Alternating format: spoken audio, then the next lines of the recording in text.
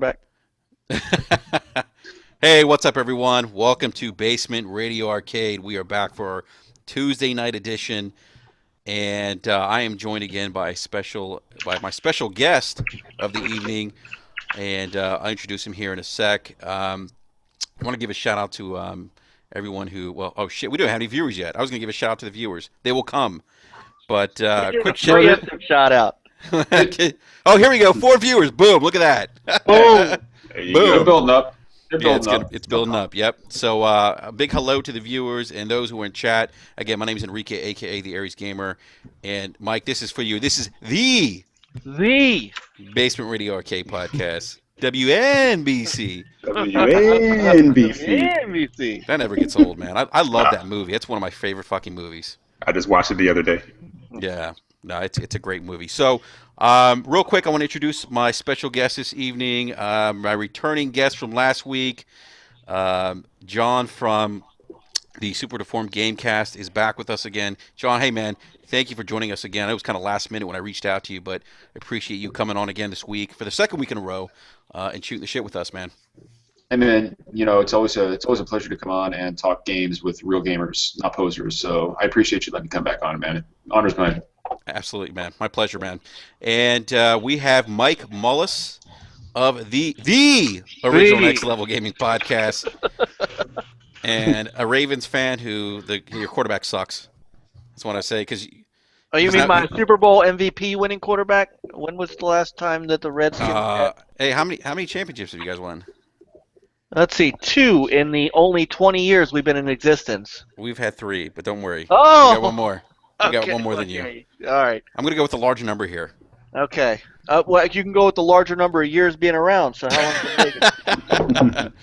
Well, Mike, cheers to you, Mike. Cheers. We're signing Trent Richardson. Are you guys really? That's what I heard. Oh boy. John Harbaugh says he envisions him as a Raven. That could However, be an interesting move. Eric Weddle, Mike Wallace, it's looking kind of nice. Yeah, Mike Wallace was a nice addition for you guys. Definitely. Well, You if he guys can leave his attitude in Minnesota, then he'll be all right. Ex-Dolphin, ex-Minnesota. Ex-Minnesota, yeah. He'll be good. He's got the skills. He's got to get his shit together. Yeah, he'll be good for you guys. Yeah. Yeah. So you guys have a good locker room. So. And our returning co-host, Eric, senior writer for EXL Gaming, or actually Eric Jaxson, senior writer for EXL Gaming. Eric, what's up, man? Welcome back again to Basement Radio. Okay, thanks, man. As always, thank you for having me. Oh, absolutely, man. My pleasure. So Bella's already in the chat room. Oh, is She's she? already giving you shit about the name of the podcast. Oh my gosh, Bella It's Bella the doesn't Radio Basement Suburbia Household Industry Themed Broadcast Podcast. Oh man. my God, What Bella a- Craig. Yeah, what a great guest she is too, man. Our NLG podcast last week was just stellar with her. Oh, it was Yeah, great, man. man. Had a blast on that. Yeah. No, it was great. Bella We gotta really is a get- great guest. So now we got to get all of you and Bella and John and Brian and Sean and just destroy the internet. Yeah, that would be a great podcast. And John, you Internet. love talking games with Bella, man. I'm telling you, she's one of the most knowledgeable gamers out there, and she's just real. She's a real gamer. Yep. Has a true passion for it. Mm-hmm. Yeah, I'm down for whatever, man. You know me, so I'm always willing to talk and let everybody see my handsome face. Yeah, absolutely. All right, gentlemen. So we have a lot of shit to talk about. As always, there seems to be tons of gaming news to talk about. We've had a lot of gaming news even today, and I'd like to talk about our first topic of the evening. Unfortunately, sad news. It's always sad news when a studio closes, but Evolution Studios has closed their doors. Sony confirmed this today, and I think most of us know who they are. The developers behind Drive Club, which was supposed to be a launch title for the PlayStation 4, but ended up launching in 2014. We all know, the issues that game had, but I still thought it was a fun game despite the issues. I played it on my PlayStation 4, enjoyed it. But they're also known for MotorStorm and World Rally Championship as well. So, I'm sad, guys. You never want to see this happen in the industry. People losing their jobs. A lot of these people are breadwinners for their families, and to the folks who have lost their jobs at Evolution. I hope you all land on your feet soon. But one thing that I want to talk about that is kind of sickening in a way, and I'll toss this over to you here in a sec, John, is people kind of gloating and celebrating the closure of game studios. We saw it with Lionhead. Heck, we've even seen it with media sites was it what was the media site? It's escaping my mind now. The These are game trailers. game trailers, yeah. People even being celebrating that website closing, and then now with Evolution Studios, it's kind of sickening, and it's disturbing for me because I always feel like if you're truly a gamer and you're passionate about the gaming industry and you have a genuine love and admiration for what these folks do, you don't cheer the closure of any studio, no matter what brand you're loyal to. And I saw some of this today. I saw some of it with Lionhead. I saw some of this with game trailers. We've even seen people more recently celebrating the possible or potential closure of Kotaku. I just don't think it has a place in gaming. And John, I want to throw this over to you because I know you have some things to say about this. Yeah, so this is becoming a really, really disgusting trend on social media, and we saw it with game trailers. When game trailers closed their doors, people stood up and they fucking applauded. And people on both sides of the aisle, not just PlayStation fans, not just Xbox fans, but gaming fans, period. Which is the really worst part about it to me is that it's one of those common ties that kind of bonded fanboys together across both sides of the aisle. So you saw it when game trailers happened, and then with the prospect of Kotaku closing due to the whole Gawker debacle, fuck your feelings about Gawker and fuck your feelings about AJ Denton. Okay, Kotaku is home to some of the most well-respected, reverential gaming journalists in the industry. I mean, Jason Schreier, I don't agree with Jason Schreier on everything, but he's one of the fucking best investigative journalists out there. Patrick Lepek, Casey McDonald are all very, very, very respectable, very good journalists. It would be a fucking shame and a detriment to the industry and gaming journalism if Kotaku went under. And here people are fucking fist pumping and fucking bro fisting about it. And then you got people fucking cheering and applauding when Lionhead Studios closed. You got people cheering and applauding now that fucking Evolution has gone under. And if you're one of those people sitting around clapping your fucking hands together like a fucking CEO and saying, "Oh, good job, yeah, fuck you. Your game sucked," you're missing the fucking point, okay? And you need to shut your fucking mouth. All right? I've been on the goddamn breadlines, okay? I've got a family. And anybody cheering for the closure of any of these studios, I guarantee you, has never had to stand in fucking unemployment asking for a handout so they can feed their fucking kid.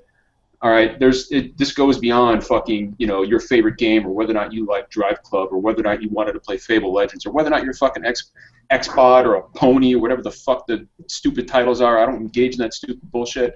But don't come to my fucking Twitter feed and start talking that bullshit. And if you do, if you want to mix it up, I'm at Mistermegative. Come fucking find me and let me know what you think about it, and we'll fucking get it on. I'm so sick and goddamn tired of people celebrating fucking people losing their jobs, family. Because when people lose their fucking jobs, what happens? All right, that means that they got kids. The kids can't fucking eat, can't support the wife.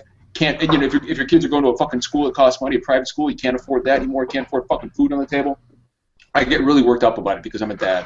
And I've been unemployed, and it's not fucking fun.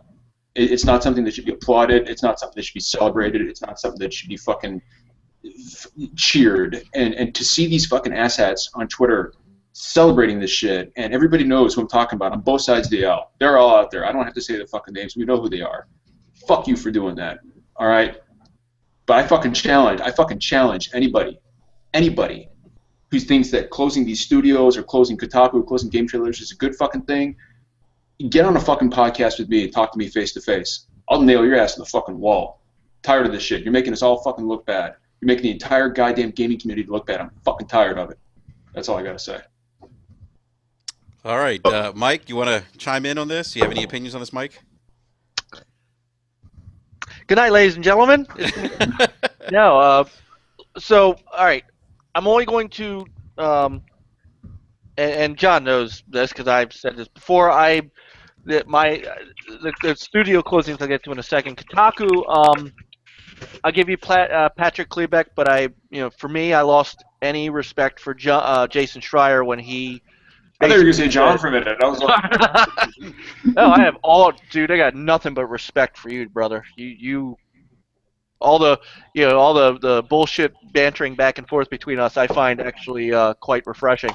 Um, Jason Schreier once said that striving for objectivity in the media is a fantasy and nobody should do it.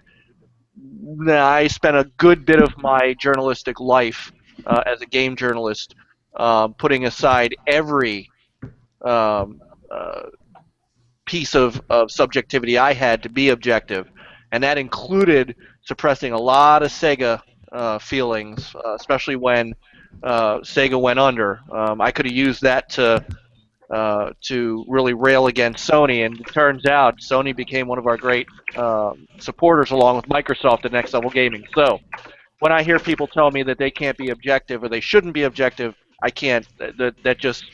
That loses it. Patrick Klebeck's a good guy. I've actually met him before.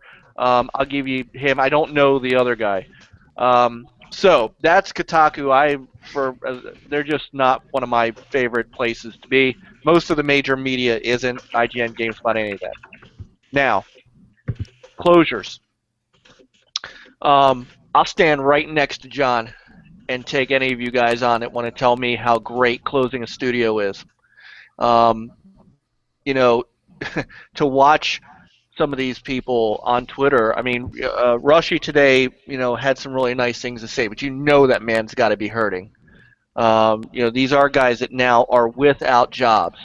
And it sucks even worse because if I read correctly today, he had to come on and say, don't worry about Drive Club because Drive Club will live on, which means he's losing his job, but his game that he was in charge of will go to somebody else and be made. So, these are the same people, though, that also, anytime there's a problem with a game, will laugh and do their bullshit. Master Chief Collection and Drive Club both had major issues at launch. Yeah. Major issues. Yep. Nobody at either of those studios set out to release a broken game, and I know how hard Evolution Studios worked to get that shit fixed, and they still sold 2 million copies of Drive Club. So that's an accomplishment that actually made their closing a surprise to me because they were really working on, in fact, they were doing so much DLC. I was questioning where the hell Playground Studios and Turn 10 have been with DLC for Forza Horizon 2. Storm Island was fantastic. I loved Storm Island.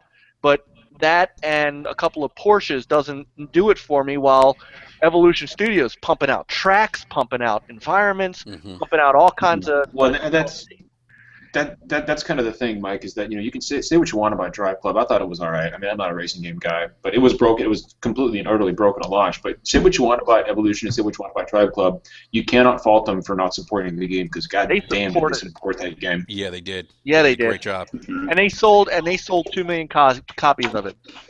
So that in and of itself is actually a big accomplishment for what they had to go through. So the social media has ruined the gaming communities. I mean, it really has. And between that and some of the other stuff we're going to talk about later, I feel like the gaming industry that I knew even 10, 12 years ago is gone, and I can't. It's actually beginning to make me feel like I'm outgrowing the industry. I mean, it's really worn me down, and I don't even get involved in it. So John will go and you'll engage them on Twitter every once in a while, even if guys have you blocked and they can't see what you're saying. You'll still go and engage them. I don't even go and engage them. I pass that shit by, and it's still wearing on me. And well, we'll get to it later. I've got some other thoughts, but that's basically where I'm at. I'll stand right next to you, John, and we'll take these fuckers on. Eric, man, what's your opinion on this, man? I think John and Mike have said it all. I mean, I shouldn't say we, but I say there are a vocal minority in social media who have basically sold out gaming, something that I hold, sacred. It's been a huge part of my life. It's an escape. They've sold out gaming for social media, for followers, for YouTube subscribers, and for bullshit. And yeah, so I don't know. I stand with you guys too.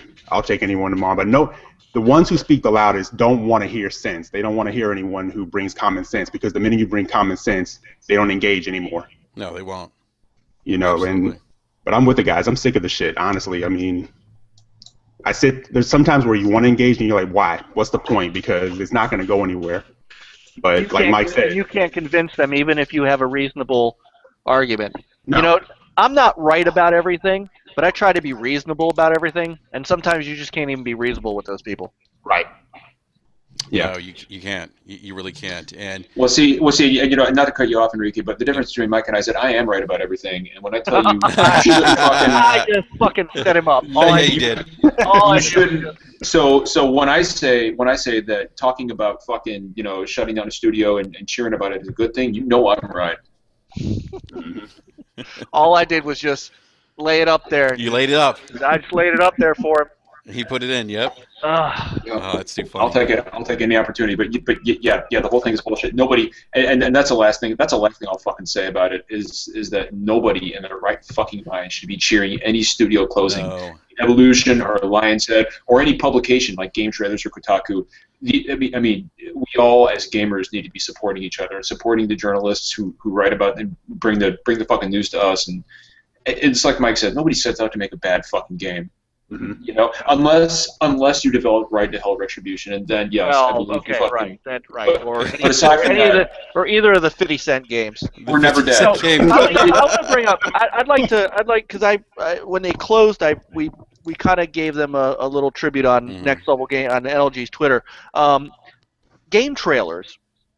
Game trailers came around close to the time that I retired. So they were probably 2 or 3 years before I got out of game journalism, and they revolutionized what game videos were about, and they did more for YouTubers and guys like that than anybody will give them credit for. You know, when we started out, we were putting videos up too. I mean, we were kind of the pioneers of putting up video, which we thought was really cool. But we had to do it ourselves. I mean, we had to have our own. If you ever looked at any of the videos that I still have from the site that I showed, I show pictures and stuff every once in a while, but I've still got a bunch of video. They're 320 by 240. They're really small. I had to basically make them so that you could stream them in Windows Media Player, and we had to store them on our own servers. We didn't have YouTube, we didn't have Twitch, we didn't have any of that stuff back then. Game Trailers came along, and they figured out a way to make video watching on the internet better. And they kind of shined a light for what you see today. Game Trailers really started what you see today, and that's something that they don't get enough credit for. And look, like anything, it's an end of an era for them. And I have nothing but respect for those guys. And they're bringing, you guys know they're starting up something new. Some of those guys are doing another channel, and I think they're doing some crowdfunding to try to get it together. I forgot what they were doing with that. That's a good question. Yeah, I'm not sure, but yeah, I'll check while we're talking. They're opening like a network of But- sorts. Yeah, but those guys, those not a single person there was a bad guy. No. You may not like all their opinions, but none of them are bad people, and so they're they. And that's the thing I don't understand, Mike. Like you said, these people are malicious people, and that's a part that I have a hard time understanding. Why would you want to wish someone ill will who isn't maliciously trying to, hurt anyone? They're just giving their opinion. If you don't agree with their opinion, don't follow them, don't read them. Right. And so instead of wishing ill will, that's the part that drives me batshit crazy. I've kind of I'm not on Twitter as much now. I've kind of stayed back a little bit because of some of the stuff that's been going on. I've even seen underlying racial tones like used in console. It's just and I don't get that. Sushi eaters. Yeah, it's just like I'm like seriously like why for what? I mean, we're talking about fucking pieces of plastic here. These are it's funny. I show my wife some of this stuff on Twitter because she's like, "What are you reading?" And she laughs. She's like, "You guys are fucking talking about video games." I was like, "I know." That's the crazy part. Yeah, and Enrique, I've told you. I'm sorry. Go ahead, John. No. You first. No, I was going to say, my wife, she teaches 7th grade, middle schoolers, and she'll come home and tell me some of the things that they say. I'm like, I got you beat. Read this timeline on Twitter. And she's like, how old are these people? I say, I don't know. Some of them are over 30, maybe pushing 40. And she's like dumbfounded, to hear them talk to people that way or say the things that they're saying. Well, like I got this one guy, and I won't throw names out there, but we got into it about maybe 6 months ago, and this dude is like throwing out, oh, fag, blah, blah, and I was like, all right. And then he goes with a really weird line of attack. He said that my wife was sucking off my best friend, and I was like, my first reaction was, highly implausible. Like I doubt that's happening. But then he tweeted a picture. It was his shadow holding a machete, and I was like, okay, wow, like that means what to me? All it shows me that you're really tubby. This dude was large, and two, I was like, what is this like? Is this like the fucking Korean bootleg cover for Friday the 13th? Like I don't understand what this is. Like what's going on? And then he blocked me, and I was, so he blocked me, then he unblocked me, and then he started DMing me death threats, and I was like, all right, that's cool, serious? Dude. Wow. Yeah, and all of it over a plastic. Now, granted, I'm not scared. The guy's like, I'm going to find where you live. I was like, dude, you never know where I live. What the fuck are you talking about? Like that makes no sense. And you probably live halfway across the country, so what are you going to buy a fucking plane? I mean, Jesus Christ, you look like you can't afford a fucking treadmill, so how the fuck are you going to afford a plane ticket? But the fucking, hey, you know what? No, Sean, you did not miss John going apeshit after all. Hey, you know what? I was a U.S. Marine. All right, you see that right there? You want to come watch? All right. I see a scar on your arm. You know what? I'm not going to flex because that's Where's Worrywart when we need him? Jeez. Worry needs he needs two cameras. Worrywart may have the goods as far as like pure bulk goes. All right, but I work out for total functionality. Okay, that's all I'm saying. But no, I mean it's one of those things where you got people who are willing to make death threats over a fucking plastic box with a bunch of electronics stuffed inside of it, and like I can't remember who it was who mentioned it, but I mean these guys are like 37, 38 years old. That's the scary part. These guys have kids. These guys have families. Yeah, it was Mike. Yeah. I mean, so I don't get it. People gave the game trailers crew a lot of shit for the reactions to Final Fantasy VII Remake and Shenmue 3 and The Last Guardian at E3 last year. They had those? You know why they had those? No. Here's because they're upset that they can't get that excited about anything anymore. No. I meant why the game trailers crew had that reaction. Because they love fucking video games. Because they're right, and they're like, I mean, they're just about my age. We were around when Shenmue was around. We were around when Final Fantasy VII was around. That's nostalgia for those guys. Right. Am I angry at how Shenmue 3 has come and, by the way, withered out because you don't hear shit about it? Yes. Do I think it's being shoehorned into a platform that should be on more? Yes. But it's fucking Shenmue. I mean, it's those are the games that I grew up with. He's a fucking icon, right? And so those guys were basically, it's like wrestling. It's like every time you go through like Hulk Hogan coming out, and everybody marks out for him. It's the same thing. Hold on, Mike. You said you grew up with Shenmue. Like, weren't you like 30 when fucking the Amiga came out? Mike was 30. Mike was 35 when Pong dropped. I'm just wondering, man. Because just saying, how's your premium juice? Mike, come on, that's you gotta laugh, man. All right, you gotta laugh. But you know what though? He's holed up in a hotel. I give him. Yeah. That you know what, gentlemen? Though I think a lot of these gamers, so-called, I'm going to call them so-called gamers because I don't really necessarily think they're real gamers, but I think a lot of them don't have that historical perspective or appreciation for gaming. So when I see a lot of people comment on articles, or even what you guys were just talking about people being critical over the reaction over a game that we all have, we all have this nostalgia for in Shenmue. I think a lot of these kids, or not kids, some adults, some of them I think are just relatively new to gaming and don't have this historical perspective or appreciation for games that we do. you know, Mhm. and I think that lack of appreciation, I think is a reason why, or historical perspective is a reason why sometimes they say some of the dumb shit that they do say. Mm. I don't know. I think in some cases, some people just want anarchy. And I think we mentioned it in one of the podcasts. It becomes a pack mentality. And I would even guarantee like some of these guys who get involved in this or who go into these Twitter feeds or whatever may not even have a console. They just or see they don't have right. they Yeah, just see dogpiling and they just see people chaos and they want to jump in and be a they part want of to it. jump in. And Yeah, you know what the worst part is we have to we don't have to, but we take time to have to deal with this instead of talking about the shit that's actually happening. Hmm. You know, there's gaming stuff to be had, and the stuff gets in the way. Hmm. yeah, it does. It takes away from So, the focus. Yeah. and I've got a bunch of these people, blocked. Not everybody, but I've got a lot of people that I just, block. So my feed isn't as horrible as some others, but just, I do still follow people that go out and hunt this stuff down Hmm. so that they could get into a fight. Hmm. And I'm like, what possesses you? What goes through your mind that you got to go? All right, well, this guy hasn't said anything to me. But let me just go ahead and retweet him so that I can get started talking about him and getting into a fight with him. Right. Yeah. Or even down to attacking developers.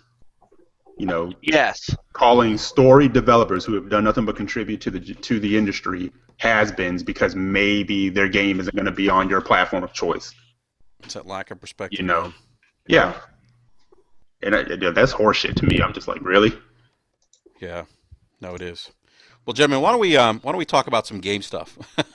I can do that. Yeah, why don't we move forward? So, I know everyone here is playing the Division, and I'm only level 17. Mike, what are you, man?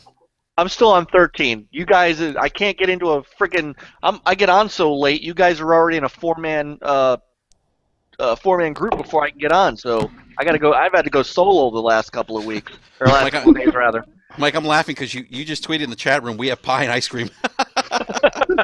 That's because I keep taking John's podcast people.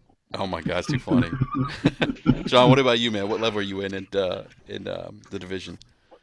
I'm 30, but I'm not playing it anymore. At least so I've got some concerns about the Division. We talked about this last week on the Super Deformed Gamescast live every Thursday at 8 p.m. Eastern Standard Time. Love the plug, man. Love the plug. Super That's Deformed. that's how a pro works in a plug. Yeah, he does. Yep. Very well done. But we got a few of our fans in the chat. We got a few of our fans, at least a couple of our fans, in your chat right now, Enrique. Nice. Yeah. Welcome. But yeah, so I've got some issues with the Division. My biggest issue is that so I've hit the end game. And aside from To what? I said so. Okay, can you guys hear me? Can you hear me all right? Okay, cool. So I've hit the end game. And one thing I've noticed about the Dark Zone, the end game. And one thing I've noticed about the Dark Zone, it's that old age, Mike. Your fucking hearing's dropping out. One thing I've noticed about I need to clean that shit out. One thing I've noticed about the Dark Zone is that's cool. Bring it. Now, if I could finish my fucking sentence, one thing I've noticed about the Dark Zone. Stop it! God damn it! One thing about the Dark Zone. Like how Mike subtly trolls him. One thing about the Dark Zone I've noticed is that the penalties for going rogue are way too high, and as a result, nobody's doing PvP. And that kind of is the antithesis of what makes the Dark Zone the Dark Zone. So I have found that the end game, until more content comes, it's kind of lacking. So I have moved on to a lovely little game called Salted Sanctuary. And if you're a Dark Souls fan, if you're a huge, you can see I am Gravelord Negative. I'm a big Souls guy. And if you like Metroidvania games and you like Dark Souls, there is absolutely no reason to pass this one up. I heard you guys talking about this on Thursday night. I need to get this game. Fucking awesome! It is absolutely amazing. I had forgotten all about the Division. Wow. But that's just me. Yeah. Well, I brought up the Division tonight, gentlemen, because there's a big patch. Their first big patch that just came out today, and they're fixing a lot of the bugs. A lot of these things are, issues with. Actually, it's funny you talk about the Dark Zone. They patched some of the things in the Dark Zone. You can now actually players can actually heal other neutral players in the Dark Zone by using first aid, support station skills. Players are now able to fast travel to the Dark Zone checkpoints. I'm not going to read through this whole checklist of things they fixed, but there's a lot of shit they fixed here. And so I'm not at a level 30 yet, but if I have any concern, it's like, what do you do after you hit level 30 now? And it's the game's fun. I'm having a great time. Mike, we've been on there a couple times. Eric, we've been on there a couple times, and actually all three of us have run together a few times with Worry and some other people. And the engagement, the AI has been great. Like last night, Eric, we were playing last night with, was it Adney? Yeah. You saw the AI was trying to flank us, actually climb on top of this building or something and kind of get a vantage point of us looking down. Mm-hmm. Yeah, that was impressive.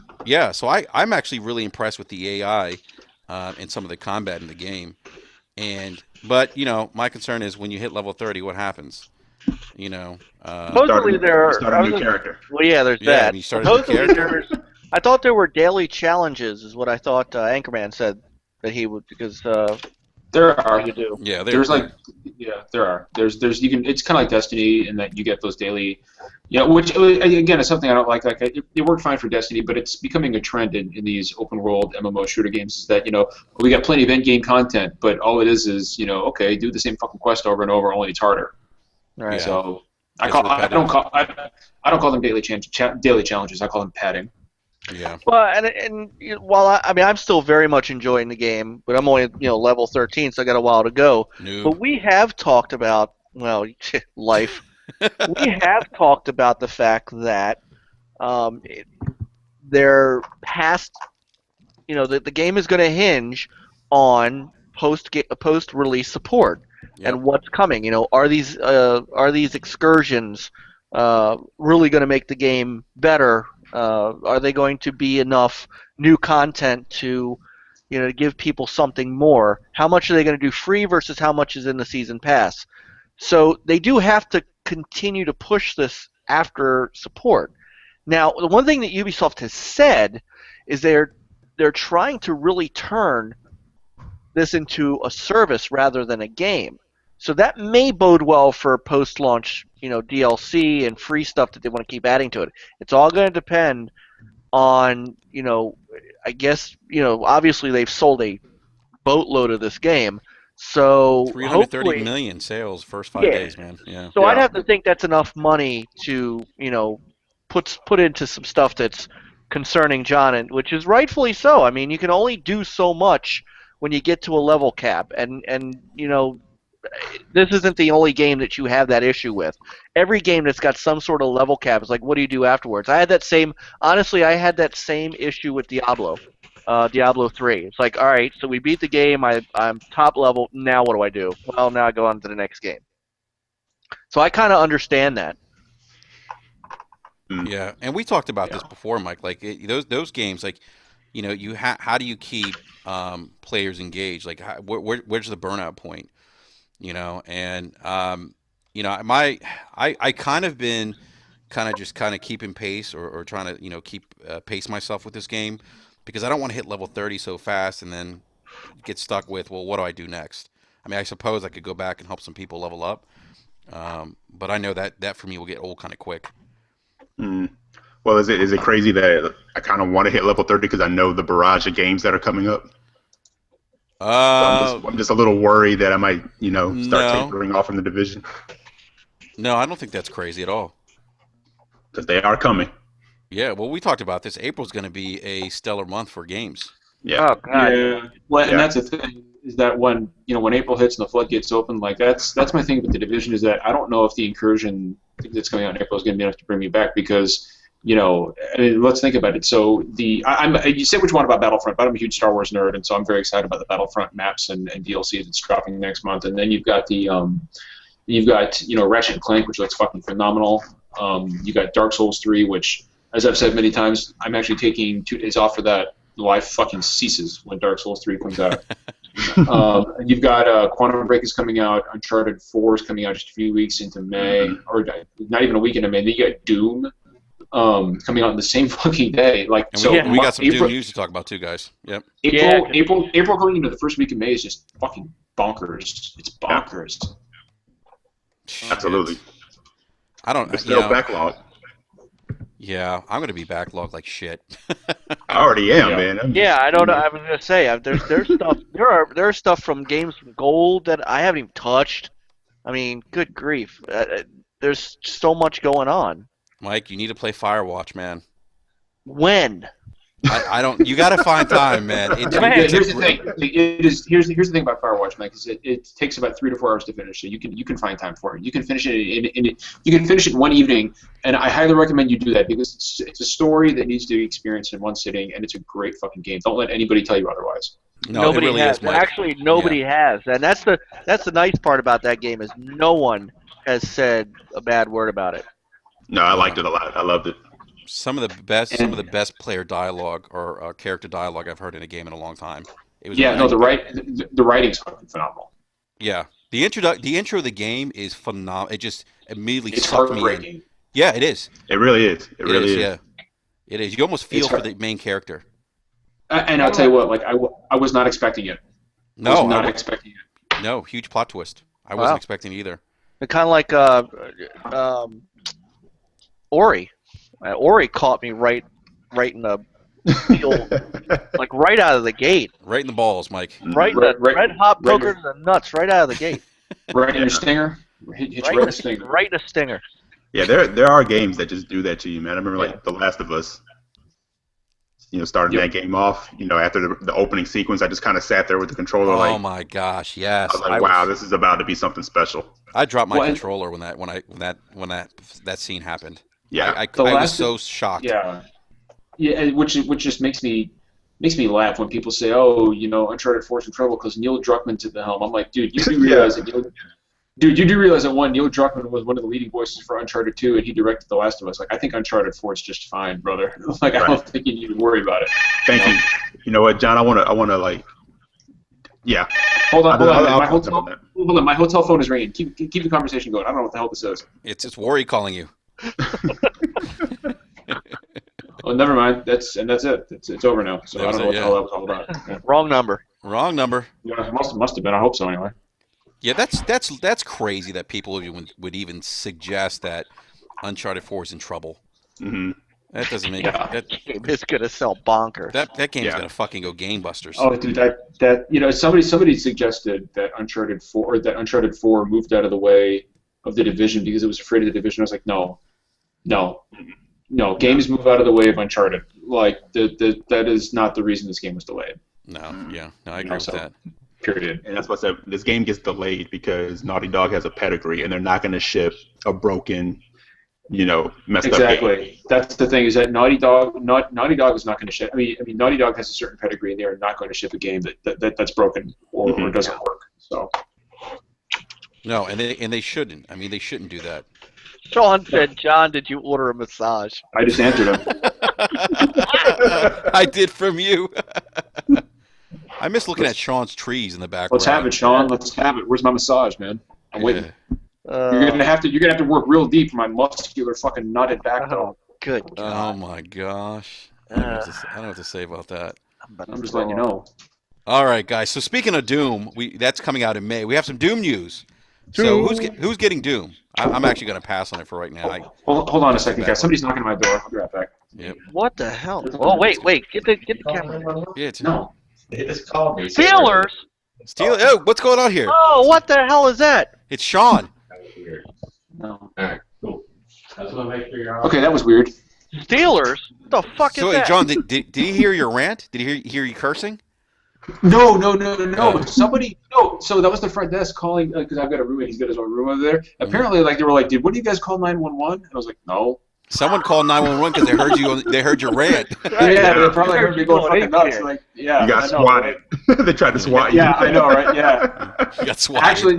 Actually, no. You know what it was? Somebody called fucking 911 because the pipes in the hotel are about to burst. Oh my God.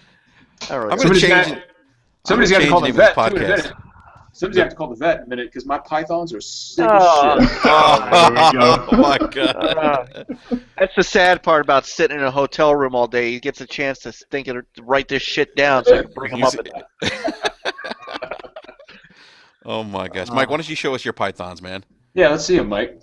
That's all right. I don't need to blind. Yeah, that's what I thought. Yeah. It's all right. I got Yeah. some. I got a little something in there. Don't give me that. Mike, put that. I got the four. Let me tell you, I got the Master Ken Emeridote forearms of steel. Mike, I'm not in the mood for al dente pasta tonight. Put that shit away. Oh. Yeah. It's all right. All right. All right. Oh. So who's picking up Doom? I'm actually going to pass on it because I'm backlogged already. I'm going to pick it up. I don't know if I'm going to pick it up day one just because there's so many fucking games coming out. That's the problem. Yeah, that's a Yeah. problem. I got to make the call between Uncharted and Doom. Yeah, same here. Yeah. And Doom is my shit. I mean, God, Looks fucking Doom, great, by the way. Doom 2 is what I used to carry my PC over to my buddy's house to LAN game on. So I mean, Doom and I go back a long, long way.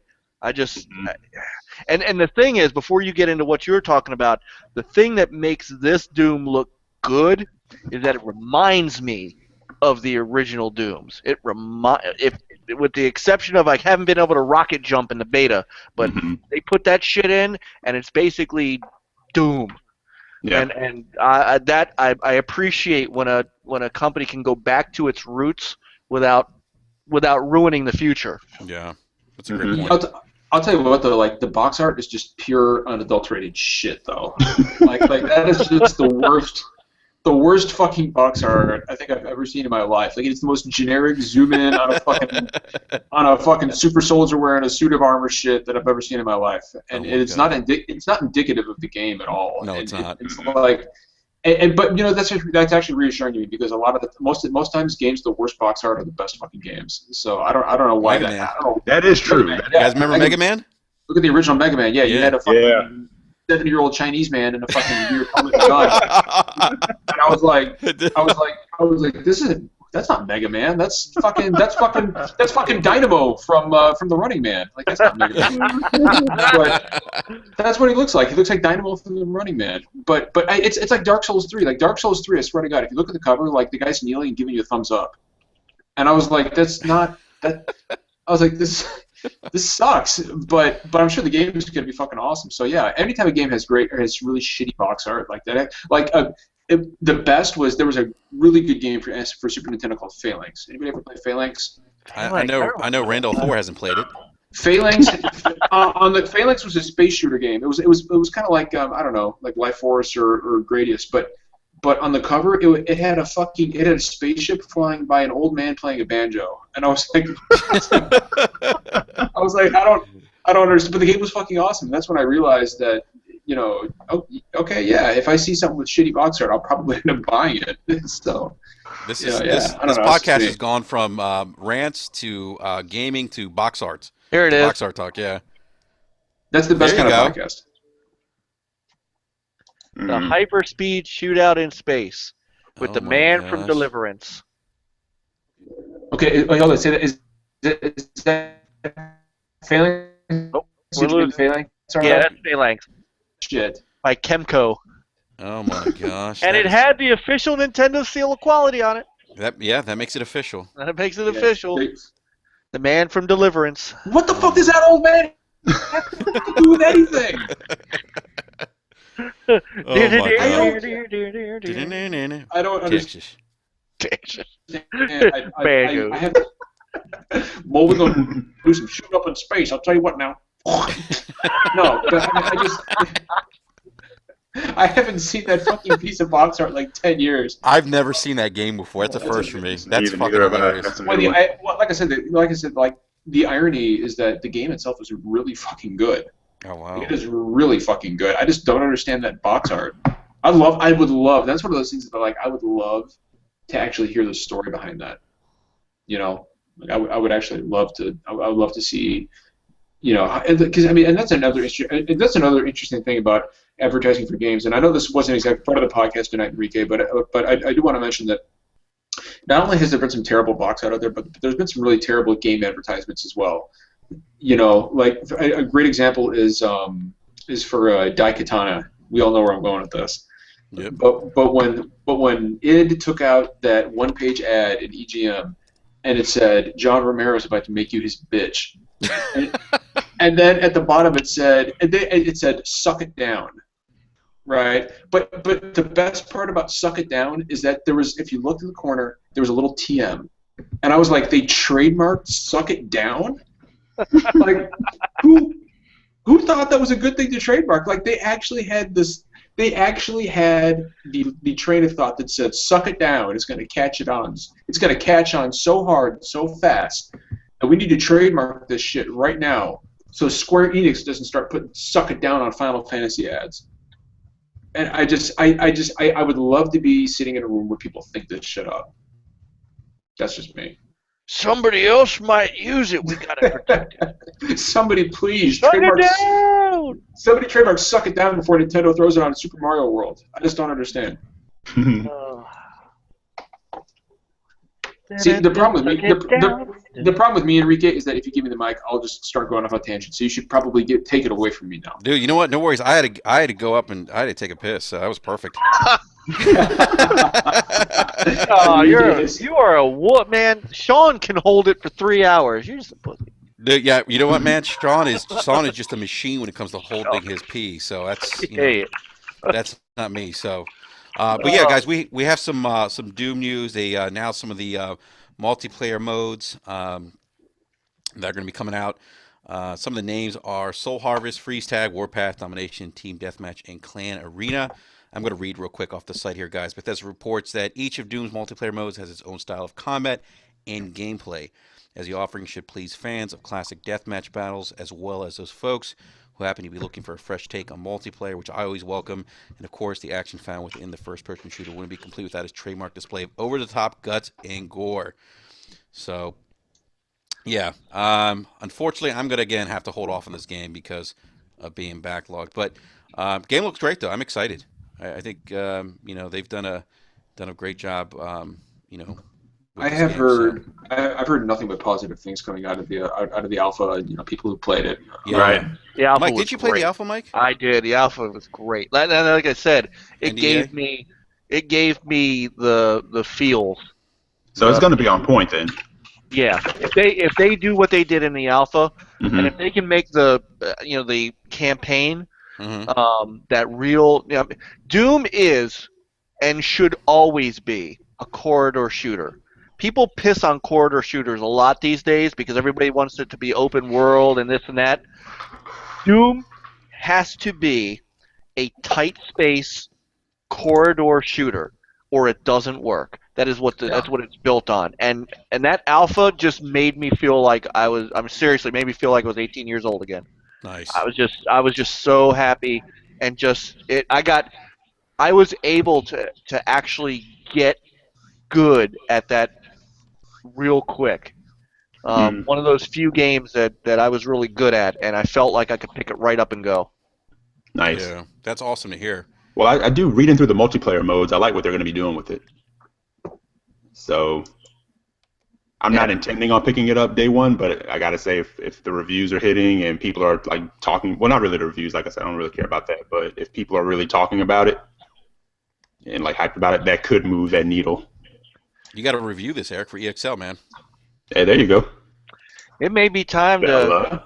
to get that GameFly subscription again. There you That's go. the only way I'm going to be able to afford all this shit is if I rent some of it. I might have to do that, Mike, because with all the shit that's coming out, I got a baby coming. That might be the only way. I'm mostly I'm pretty much all digital, but games that I'm not going to buy outright right away, I probably don't. I can play those with a disc. If it's one at a time, I just leave the disc in the console, and then when I want to go to it, I'll play it. I gave up on physical releases a long time ago, unless it's like a really cool special edition, like the Fallout. I got the Fallout 4 special edition Pip-Boy on PS4. Stuff like that. Like if it comes with a cool figurine or something, because I got a huge collection, then yeah, I'll go physical. But I go digital just because I'm at the point where I don't want to go to like for example, my wife and I are going to go to the Uncharted 4 midnight launch because we're getting a special edition with the statue, and we both. Nice. My wife really loves Uncharted, and so Nice. we're going to make a date night out of it, go have the late dinner and some drinks, and then go get the game, go home and play it. But I would rather just play it at midnight. Like Dark Souls 3, for example. I want that shit ready to go at midnight. I don't want to wait. I don't want to go to the store. I don't want to have to drive back from the store. I want it. And yeah, I don't think digital is going to overtake physical anytime soon. But you do, I think, as the years going. I mean, you're already starting to see the gulf kind of narrow. Yeah, you know. Yeah. Yeah. We know it's got GameStop terrified. Of course it does. Yeah. And actually, gentlemen, this is a perfect segue into our next topic. Microsoft is measuring the interest in a digital trading program for the Xbox One, and they actually released a survey early in the week asking, gamers if this is something they might be interested in, and they were looking at getting, or the question was if. And let me read the question here. I'm sorry, guys, I can't fucking read today. If the console digital game store for the console you own offered customers of the option to sell back their digital games to the store for 10% of the purchase price in store credit, would you be interested in such an offer? And Mike, this is funny. We heard we saw some interesting comments on Twitter about this. I think I was on a Twitter feed or whatever with someone else who wasn't excited about 10%, and I was like, 10% is better than nothing. Yeah. Well. But what do you guys think about this? Do you think this is a good direction? Do you think this is good that Microsoft's actually exploring digital trade-ins? By the way, before we get into that, just to let you guys know, Aaron Greenberg has kind of threw the cold water on this. I was going to say, I saw him go out there earlier and kind of... Yeah, say we're not really looking at this. So I don't know where this thing even came from, and maybe this was something that was just put out by Xbox support, who is the right hand that doesn't know what the left hand's doing sometimes. Yeah. Well, you know what, guys? I actually would be in favor of something like this because... Absolutely. Yeah, it gives gamers options, and you can do it with physical. Why not digital? Does what, Enrique? What's that word again? Huh? It does what again? It gives them options. Yeah. Okay. Yeah. Because options are what? Options are good. Yes. Well, sometimes options are bad for people. Apparently, options are horrible. Yeah, options are shit. I don't want options. So I think this is something that's kudos to Microsoft for doing it, and it's one thing that digital buyers like me have been missing. It's the ability to trade a game in. And so I'm not sure how the logistics of it are going to work, but kudos to Microsoft for even trying. At the end of the day, the bottom line is you just can't fucking please some people. Right. No, you're not going to please everyone. Enrique is right. There were people, and I know you're not. You and I, John. We don't see eye to eye on this. You like NeoGAF. I hate NeoGAF. A lot of those guys that were arguing with me are from there, and that was one of those threads that when I read through it, you just look at them and go, you guys are what's wrong with gaming. There are actually people that are arguing that this is evil, that. Well, no one else is doing it, so Microsoft doing it is just their way of shoehorning you into their ecosystem. And then there were literally people going, literally saying, "Fuck you, Microsoft, 50% or nothing." And I'm like, are you crazy? Microsoft's going to give you 50% of your game. GameStop doesn't even give you 50% of anything. These are the same guys that go to GameStop though and trading their games for like $10. Yeah. Right. and it just it amazes me that 10% is not a great amount, but what do you have now? Nothing. Zero. You can't do shit with it right now. Right. Mike, I would tell you to ignore these people. But then again, sometimes I just can't resist the mooch. So, there it is. I would be a hypocrite if I told you to just ignore them. But what I can tell you is that there are all kinds of people, not just on NeoGAF, but on Twitter and on every social media platform and forum you could think of. And these people, I think Enrique hit it on the head. People like this are the same people who say, they text you, oh yeah, give me, fuck $10, and then they turn right back around and they trade in their copy of the Order 1886 to GameStop for $10. So, it's that's just the nature of the beast, man. Yeah. And Eric, you said it, that they don't like options, man. No. You've said this many times on this podcast. Who the hell wants options? We learned that the hard way the other day debating PSVR. So. I don't want to hijack the conversation, guys, but something really cool just hit on Twitter. And I thought maybe you guys might want to talk about it. So Hideo Kojima has tweeted out a picture of him in a mocap studio, and he says, "I'm back in the field." Oh wow! Now this is cool. I can share my screen if you want. Yeah, go ahead. I'm looking for it. Go ahead. Yep. I'm looking for it. How do I do the screen share deal? Upper left corner, there should be a green icon. I got it. Yeah. Here it is. All right, so here we go.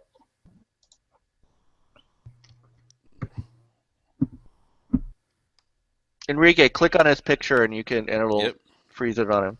Oops, here we go. Wow. And he's got a PlayStation lanyard around his neck. Oh, Yeah, that's he does. Of course. His game is a PlayStation PS4 exclusive. Yeah.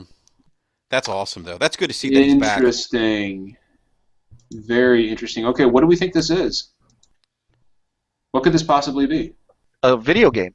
What? Yeah, no shit. I know it's not. Well, I mean, it could be anything. It could be. I mean, he's making porn. Mike, he's making porn. He's not baking a batch of fucking cookies, Mike. I know that. But all I'm saying is, you set me up for it.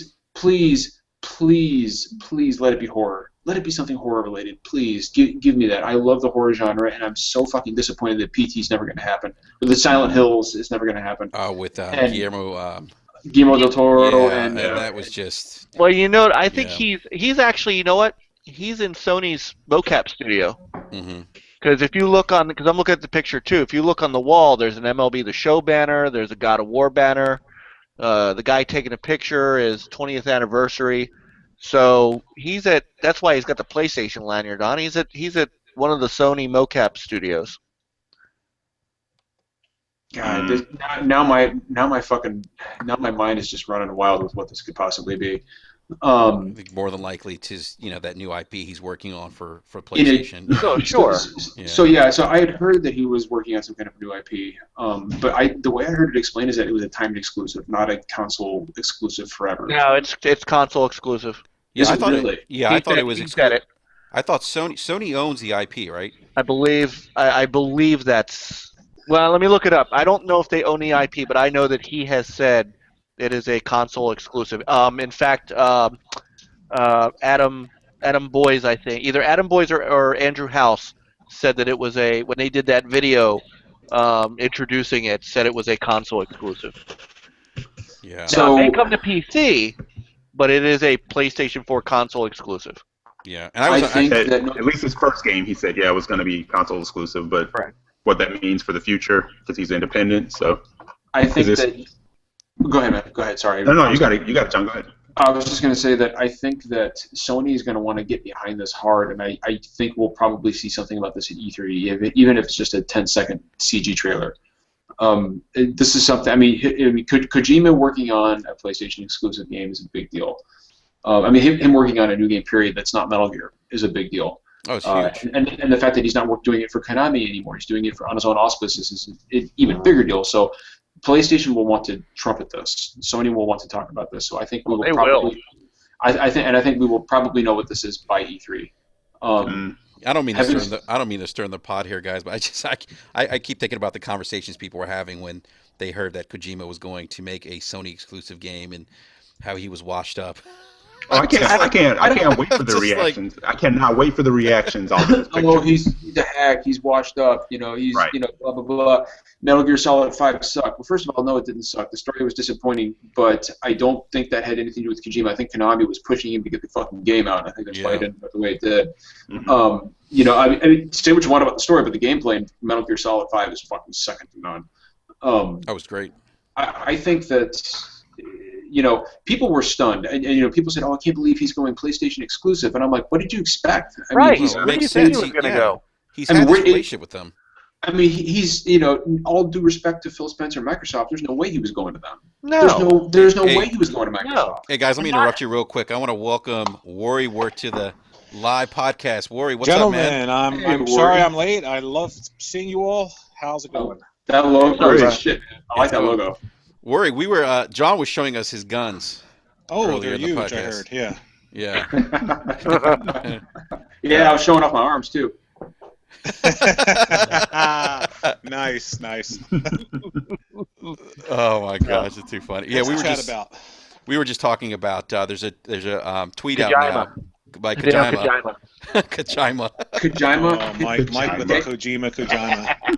Actually, worry. I can worry. I've still got it up. I can if you haven't seen it yet, worry. I can share my screen real quick and let you check it out. It's actually really interesting. So basically, what he's doing is he has tweeted out a picture of himself in a mocap studio, and he says, "I'm back in the field." So hold on. Let me get this going again one more time. And here you go, worry. Boom. So we think it's going to be some sort of third-person stealth action adventure. You know what? I would be shocked if it is. I think he wants to branch out. I would hope that it is something different. That's why when I heard you say, back in the field and the mocap studio, kind of felt like Metal Gear. So here's what I really want. I want him. And I mentioned this right before you got on, Worry. Is I really want him to do something in the vein of PT. Do something scary. Do something horror related. And how much do you want to bet that whatever he's working on is going to be PSVR compatible? Oh, I would say probably so. Because they're going to want a big name to push PSVR, and Kojima is just the kind of name. Do you think they'll go the Ace Combat route, where it'll be able to be played without VR and with VR? Yeah. Oh yeah. Yeah. No. They're not going to take somebody suggested that they should put God of War 4 exclusively on VR. I'm like, no, they should. No. That's fucking ridiculous. No. And they're going to. It'll sell a million PSVRs. No, it won't. And even if it's a Hideo Kojima game, putting it solely on PSVR would be a fool's errand. Yeah. And so whatever it is, it will be an experience that is ripe for VR, but it will not be required to enjoy the game. Which is why, honestly, another reason I think it's probably a first-person horror game in the vein of PT. I think that would be perfect. And you guys got to remember at GDC, I think it was GDC. Him and Guillermo del Toro shared a stage again, and they were like, "Oh yeah, we love each other," And so I don't know. I mean, it's they were holding hands. They were holding hands and frolicking and making plans, and I'm not a fireman, but where there's smoke, there's fire, and I see a lot of smoke. So that's just the way I look at it. Yeah, no, I agree with that. We were actually just talking about before that. We were talking about digital trade-ins. Microsoft talking about that. Any thoughts on that, man? I would something that I would appreciate. I was talking about this last night. I think that I'm surprised that it isn't something that's been realized yet in the console environment. Now I can't speculate as to what is a fair price because Microsoft doesn't get much on. They get 30%, I think, on the digital sale. So how much are they willing to give you back based on their 30%? I don't know if 5% is good, 10% is good, but for me, 0%, $0 on something that I have that I don't want versus 5%, I'll take the 5%. Yeah, and that's what Mike and I were talking about too. Like there was people on Twitter that were upset that it was only 10%. And they were I think Mike said somebody wanted 50% or Microsoft would go to hell. But right. But like you were, I said something's better than nothing. Mm-hmm. What do you guys think? Mike? Do you think it's cool, 5% or? I think it was 10% was what I was. Okay, 10%. That's what they were saying. So, yeah, they were asking. They posed the question as would 10% basically be okay? Is that something? Yeah, would I take? I mean, would I take more than that? Of course. Would 10% be enough for me to dump some of the stuff that's just sitting on my hard drive to put towards something else? Absolutely.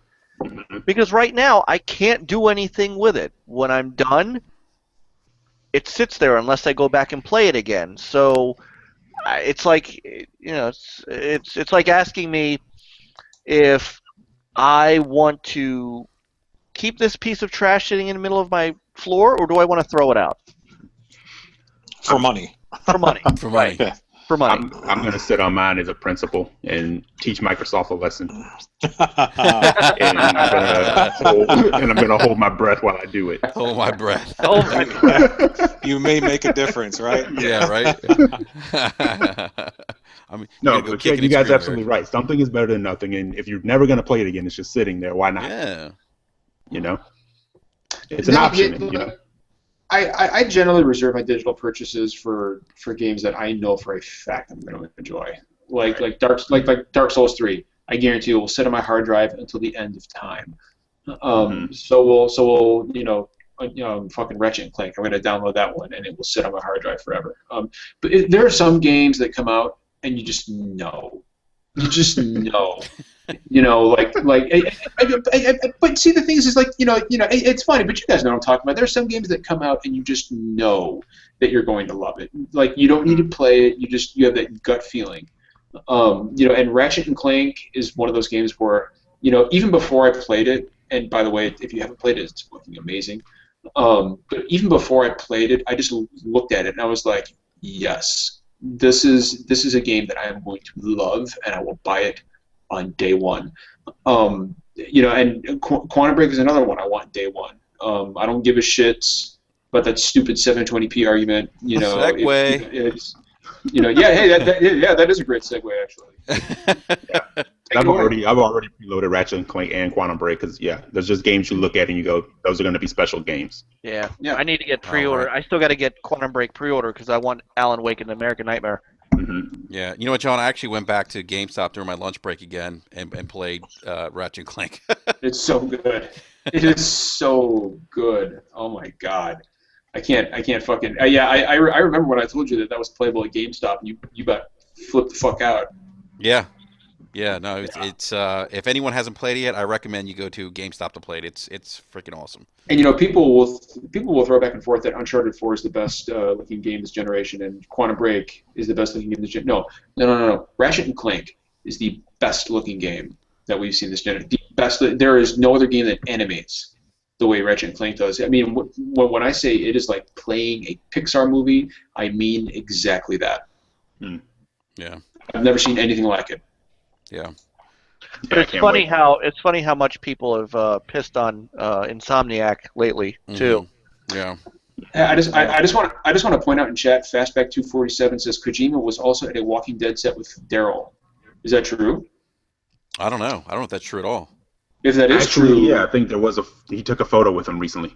Oh wow. So maybe he's working on an open world zombie survival game. Please no. In VR. I hope not either. I hope it's In narrative VR. Driven. It's very point A to point B With a cardboard box. I was going to say cardboard box, where you can hide under a cardboard box. From the zombies. Well, Norman Reedus did say he wishes he hopes in some form, maybe it won't be PT itself, of course, because of Konami, but he does hope that those two get together and do something. I'll tell you what, PT lasts you all of about 30 minutes, but it was the 30 scariest fucking minutes I've ever spent in my life. Yeah, that game was bugged out. I've seen a lot of shit in my time, but I mean, I've been to fucking war, and this goddamn game scared the shit out of me in a way that combat never did. Wow. I'm a big tough guy, and I called my wife, and I was playing PT downstairs, and I was at the part where you turn the corner and you see Lisa standing there in the hallway. She's just standing there like this. And she's not moving, and I was like, what the fuck? And so I stood there, I was like, nah, I ain't going down that hallway. And then I called my wife, and she was upstairs, and I said, hey, baby, you want to come downstairs and hang out with me? And she was like, what's going on? I was like, nothing, I just really miss you, and I want you to come down and hang out with me. And she was like, but I'm watching the show. I was like, honey, I don't think you understand what I'm saying. I really need you to come downstairs and hang out with me because I miss you that much. Holy shit. And she came downstairs and she saw what's happening. She was like, you fucking scared? I was like, no, I'm not fucking scared. What the fuck are you talking about? Of course I'm not scared. And she literally, I can't remember what she said, but she was like, quit being a fucking baby, and walked back upstairs. And I was like, oh God, I can't do this alone. Oh my God! See, I can't play games like that. That shit freaks me out too much. So let me ask you, just on a slightly different topic. Going back to the Division for a second. I tweeted this out yesterday, and I wanted to get your guys' take on this.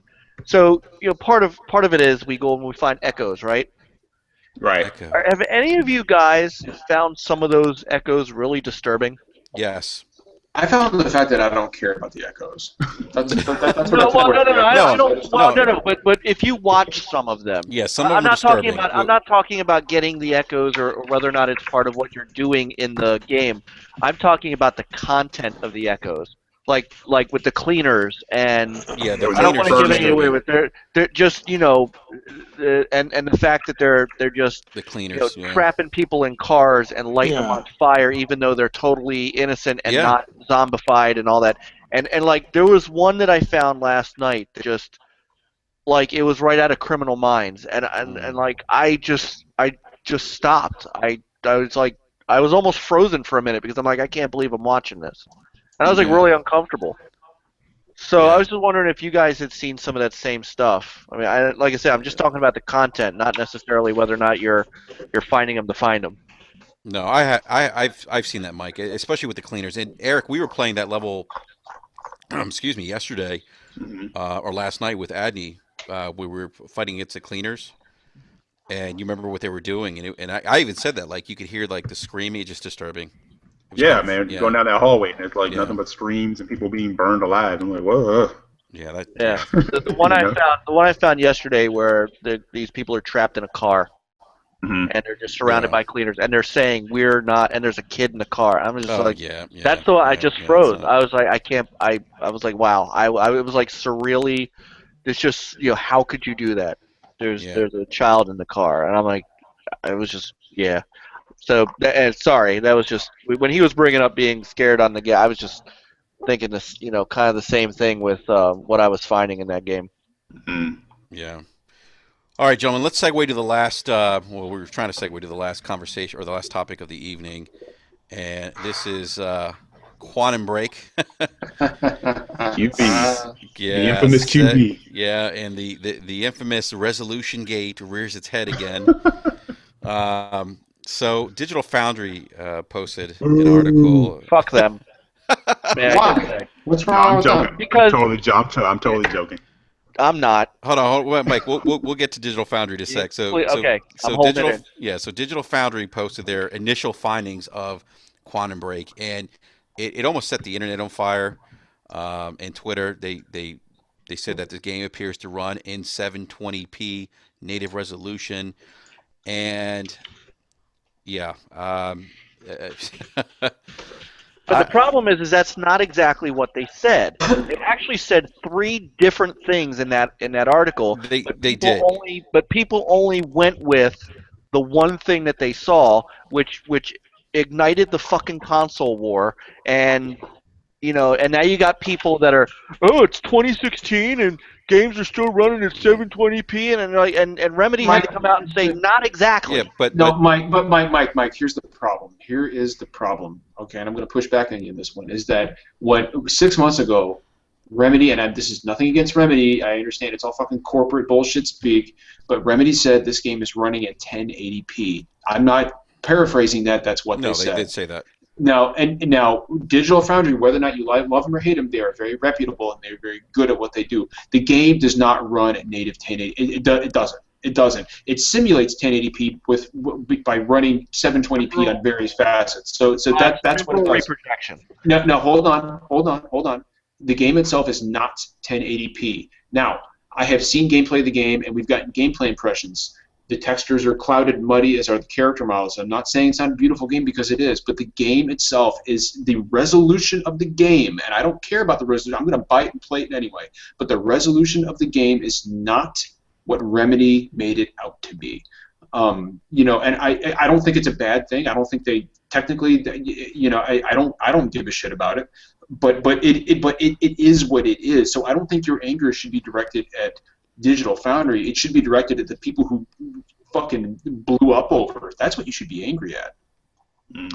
No, but here's my problem. My problem is in the same article, and they've now completely updated it. But in the same article, they say it's 720p. Then they say, well, we can't really figure out what the resolution really is. And then they say, well, it looks like it could even be 900p. I've read the article. I read the article today again, and it still says 720p. I've got it right here. I mean, and so it says here.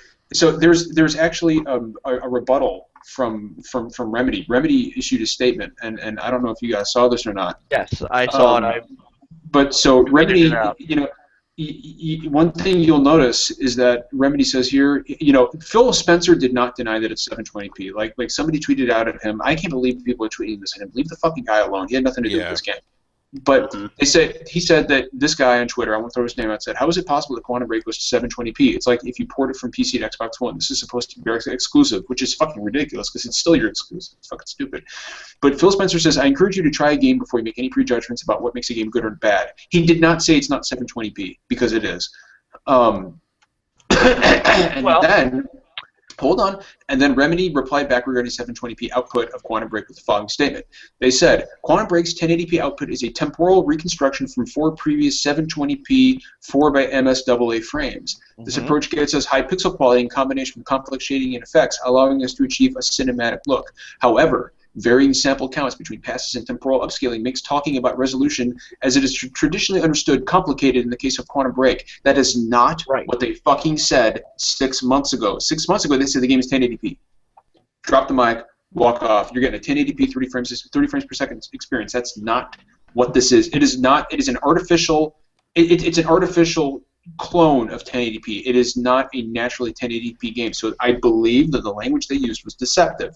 Having said that, I don't know why anybody cares. I don't care. And they care because this article exists. That's why they care. Because you have ammo. Why should it exist? Because there's no. Tell me what this exactly accomplishes. What it tells you. Well, guys, for whose benefit? But Mike, I don't think it's for anyone's benefit. I think just reporting on what they're finding. And let's also remember that these guys have been called out by developers before. They have made mistakes on things that they thought they saw or things. Of course. So they're not infallible. But no, but Mike, nobody is infallible. Okay, I mean, yes, everybody's hell. I'm damn near infallible, but I've made mistakes. I make a lot of mistakes. Well, I don't make a lot of mistakes, but I make some mistakes. That's a mistake. That's a mistake. Look, my point is this: first off, I mean, we say, who is this good for? What, if not console war? What is this good for? Who does this? And I say this for any game. It's not just Quantum Break. Who is this information going to enlighten? The consumer, because really? Because what whether you like it or consumer's not, gonna read this? Mike, whether you like it or not, Remedy used deceptive language when they marketed this game as a true 1080p game. It is not. And if this was fucking Ubisoft, people would be at Ubisoft store with pitchforks and fucking torches right now. Well, let me also give it to you this way. If this article didn't exist, we wouldn't be talking about what resolution a game is at all. Can I jump in for a yeah, 2 seconds? Worry, yeah, go ahead, Worry. I don't care about it, but I don't disregard other people saying things like, I expect a little bit better in 2016. I don't think that's a negative statement. And my analogy is, nobody goes and buys a 1080p television and then goes to Best Buy and says, can you show me the 900p Blu-ray section? Yeah. They buy the 1080p TV because in some way resolution does matter. They're buying 4K TVs. They're not saying, can I get the 1080p Blu-ray? Show me the ultra high definition Blu-rays because I bought the 4K TV. So in some small aspect of our minds, resolution does matter. Now, are games like movies? No. You can do things in games to make picture quality look better that you may not be able to do in film. Sure. But I can't just dismiss people who say, well, I'm kind of disappointed because this is this new IP, it's best foot forward, DX12, and I'm hearing about a resolution that I heard about in 2006. I don't think that that's necessarily, those people are bad for asking that question. Now, I don't care about it. Would it be nice if it was 1080p? Sure it would. Would the game would all of those assets in the game, which, by the way, are phenomenal, the graphical effects and everything they put in there, would all of that stuff look better in 1080p? The answer to that question is yes. Okay? Now, is it going to matter when you get the product home and play it if you didn't know about this stuff? No, it probably wouldn't. So I'm sort of, I don't care about resolution, but I do understand. Like, I bought a 4K TV, right? Why did I buy the 4K TV? I bought it because I want to play ultra high definition Blu-rays. I don't want to play regular Blu-rays. I want to play the ones in 4K resolution. So, you know, if I had a choice, if I was a PC gamer, which I'm not, I would probably buy Quantum Break on PC, right? Mm-hmm. But I'm a console gamer.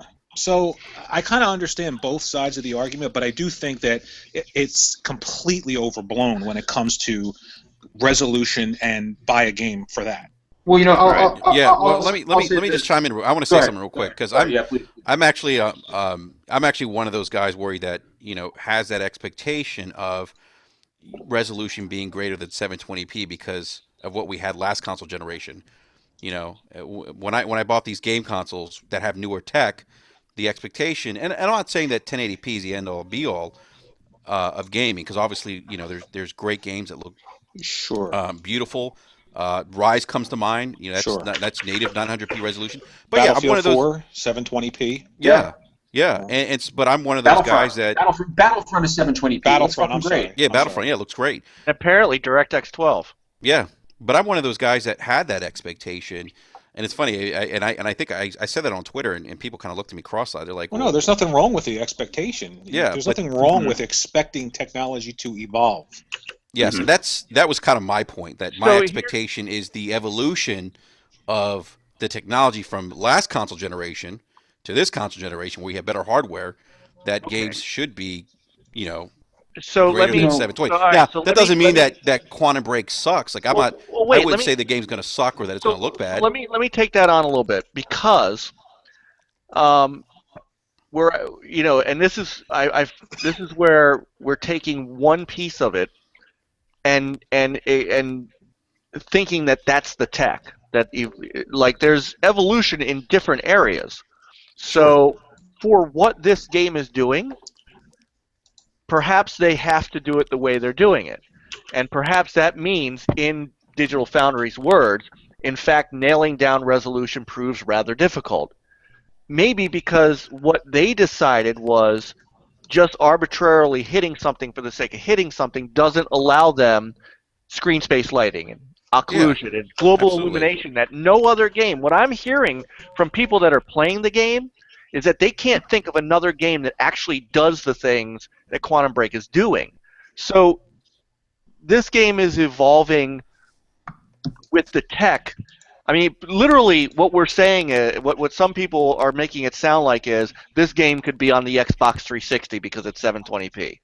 If it's actually that, if that whole thing with the temporal reprojection and all that really comes out to it's just a 720p game, which, you know, so then they should have announced an Xbox 360 version of it, because apparently that tech could do it too. Well, and that's something that. Who's saying that though? Who is saying that? But idiots are saying that. I mean, let's face it, idiots are saying that because Quantum Break would make a 360 melt into a puddle. But you know, I want to jump off of something Maury said. And I equate people's reactions. I equate my reaction to the news that it's 720p, like I do the fact that apparently Dark Souls 3 has some big slowdown in a few areas of the game. It's disappointing a little bit. I mean, I expect in this day and age that we would move past stuff like that. But then again, I accept that they're video games and they're never going to be perfect. And you take what you get, whether you're on Xbox One, PS4, or PC. And I'm still going to play the game, and I'm still going to love it. And the same goes for anybody who doesn't give a shit about 720p on Quantum Break, and you shouldn't give a shit. You know, it's one of those things where the game will stand or fall on its gameplay, just like every game should. Some of the, I mean, look at Earthbound. Earthbound is one of those games. If you've never played Earthbound, it wasn't a very pretty game back in 1994, and it's an even uglier game now. But I can pick up Earthbound right now and play it over 90% of the games out today because of the story, because of the gameplay. A game will rise or fall, it will live or die based on its gameplay. And Quantum Break, from everything I've seen from everybody who played the game, they said the gameplay is there, it's top notch. So, you know, just like that. A game doesn't have to be 1080p to look good. There is merit to being disappointed in, because just like we bought his 4K TV to watch 4K Blu-rays, if you buy a machine that can output 1080p and you're not getting 1080p, I understand why you might be put out by that. Having said that, I think everybody on both sides of the fence is taking this way too seriously. Either play the game, don't, but don't base your purchase or non-purchase on how many P's the game has. And that's just the bottom line. Nobody should be angry at Remedy. Nobody should be angry at Phil Spencer. People should be angry at the people fucking reacting to one extreme or the other. Right. If you want the highest graphical fidelity, then there's a place where you can get that. Right. PC Master Race. Yeah. Let's not forget. You have to pay out the ass to get it. Yeah. Eric, you want to chime in, man? Go ahead. Yeah, all I want to say is, it's not just, what's going on in this article. It's the fact that people see one buzzword, and we live in a culture where people read the headline and they react off of that. They don't actually read what's going on in the article because, again, they immediately see 720p and immediately equate it with, Digital Foundries being biased and they're trying to destroy Microsoft and destroy Xbox. At this point where we stand in this generation, that's not going to happen. No. The consoles are there. People are buying them. It's happening. One article is not going to tear down the foundation of Microsoft. But Digital Foundries said that the game is optimized, it's beautiful, and it works. It's optimized for what Xbox One does well. But nobody saw that part. All they saw was 720p. Oh my God! And they're doing more damage than what Digital Foundries article can do. You know what? Another part of this is that the console we're talking about doesn't exist in a bubble. There are other consoles this generation, and I'm sure that there's a big game coming out on the PlayStation that's going to do a lot of these graphical effects, and it'll probably be 1080p, and that bothers people. And right. I understand why it bothers people. I would love to have. Listen, Quantum Break. If you look at the list of graphical effects that they put into this game, it's probably pushing the Xbox One to almost its theoretical limit, right? I mean, it's sweating with this game. Would it be nice though if it was 1080p? Sure, it would, right? I mean, it would. Right. We can't lie to each other. It would. Right. It would be nice. Yeah. It's a new IP. Icing on the cake. Right. It's a new IP. It's best foot forward, and bam, DX12, 1080p, 30 frames a second. But it's not. Okay, it's not the end of the world. The game still looks phenomenal. It's probably going to be one of, if not, I'm not going to say the best, but it's probably going to be one of the best-looking games, probably this generation. So you have to just be able to look at both sides and sort of like draw a middle ground and understand. I understand the point of view, like the Blu-ray analogy. I'm not saying, hey, there's a 900p Blu-ray over here and the same movie is 1080p here. I'll take the 900p one because I just have the tech that displays that resolution. And a big part of this for me was Remedy said it was 1080p. Like you were saying, it was. They called the shot. They said, hey, this is the new IP. It looks phenomenal. Take a look at some screenshots. Take a look at some gameplay. And by the way, 1080p 30. So yeah, and by the way, it's not. So I mean, just don't make it about that. That's the thing. Exactly. Let's not make it about that. Let's just make it about look at this screenshot. Look at this gameplay. Look how amazing it is. Right. Yeah. And then I don't think we would have this issue. No, and that's the thing, Worry, is that I think Remedy put themselves in this situation by saying the game was 1080p and then saying, oh wait, it's not really 1080p. Just don't talk about it. Just don't bring it up. I mean, let people form their own conclusions. But they were asked. They were asked. No, sure, which is also part of the problem. No, it's not part of the problem. I mean, it's a legit question. No. It's not, because last generation, people and media and folks that were doing this stuff never asked the developers, hey, what resolution is your game? They didn't, because I was part of that media, and I know that. It is this year now because it's a buzzword for sales, and that is what does it. Mike, they do it. No, it's not a company sales pitch. It absolutely is. Mike. They ask about resolution because that's what people care about now. People care about resolution, but they didn't last generation. They care about it because companies jumped up on their stages at E3 conferences and said 1080p. That is why. And because of that, then everybody wants to know what resolution every game is. This is not the media's fault. Even if they did ask, hey, what resolution was it? All they had to do was tell them exactly what they said today. and you would have avoided all this. I think They you would have to said, remember too that consumers now are much more educated in terms of what's going on in products that they buy, especially gaming and technology. Yeah. And again, I don't think it's an unfair analogy to say, when we buy these TVs, we're buying them because they're 1080p, because they're 4K, and we know this because we're educated in technology, and we're buying it because we want that tech. And I think that it's fair to say that you want that tech in your console as well. Now, it isn't, again, for me, I would like it because I have the television. If it isn't that, I'm fine with it because you know what? I play 16-bit games now. I play 3DS games. So it's not the end of the world, but I don't think it's unfair for people to want a technology that they're up to date on, they're savvy with, because people are more educated now. As Then far as is it a buzzword? Did the media create it? I mean, I didn't you say could- the media created it. It was a sales pitch by, it was a sales pitch by Sony, which works. It worked for them. I mean, this has become, it's But- what's helped propel them but to I- where they are. But I think, Mike, a lot of gamers had that expectation of that resolution upgrade. I talked to a lot of people that aren't, in the bubble that we're in, aren't on social media, gamers that own multiple consoles. They tell me the same thing. Like their expectation was of a gaming console to output 1080p because of what the previous console generation did. Then I have to stand here as the only person in gaming who doesn't give a rat's ass. I do not care, and maybe that's part of what's driving my opinion on this. well, are you I going to play honest- Quantum Break on a CRT TV then? If that's what I had, yes.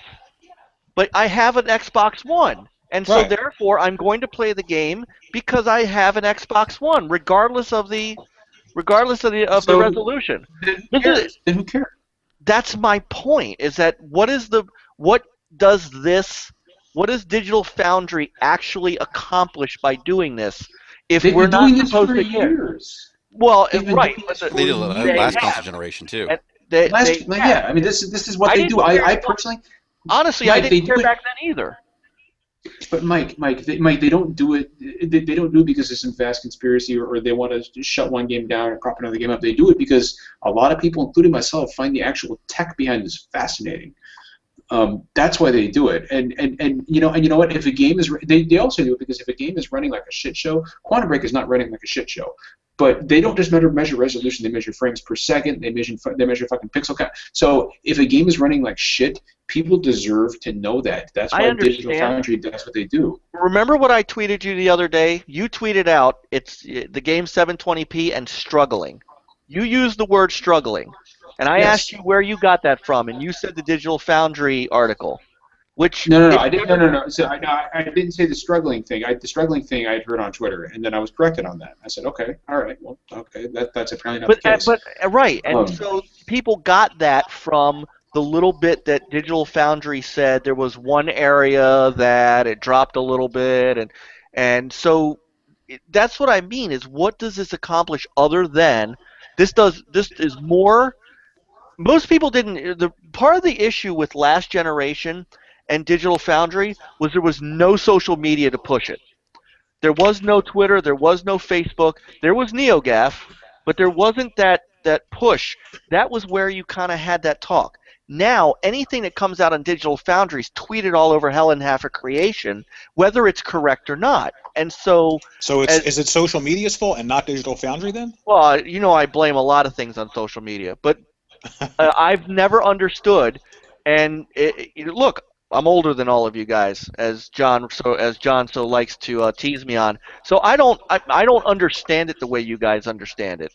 I don't feel the same way you guys feel about it. I honestly don't understand what they accomplish by this, other than, especially now with social media, which I think is a big new piece to it. It just causes what we're talking about today. Yeah, I think if they did it last generation when there wasn't social media, then obviously they weren't doing it to accomplish something. Because this generation with social media, if you're saying they have a much more broader reach, and they didn't have it last generation, they wouldn't have done it. I remember when Bayonetta came out on the PS3, and Digital Foundry did their breakdown, and they tore it apart. They said and it was they should horrible. have, because it ran like ass. Right, I played it. I played it on the PS3, and I still played it, and I still enjoyed it, but they still did that same teardown that they're doing today. They did it then, too. So they've always done it, and I think that if you're a person that's really into what's going on as far as what a developer does, I don't know why you would be, because I'm not a developer, and I really don't care about what the developers do. I just want them to give me the disc when they're done so I can play it.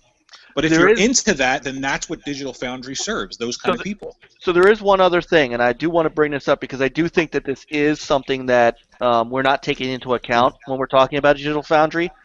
Last generation, they didn't do this at all. They did the final product as it stood. Now, Digital Foundry is doing they're doing breakdowns of betas. This breakdown that they did of Quantum Break isn't even the final code, which they admit. It's from the thing that they went out and saw when they were all flown out to Remedy.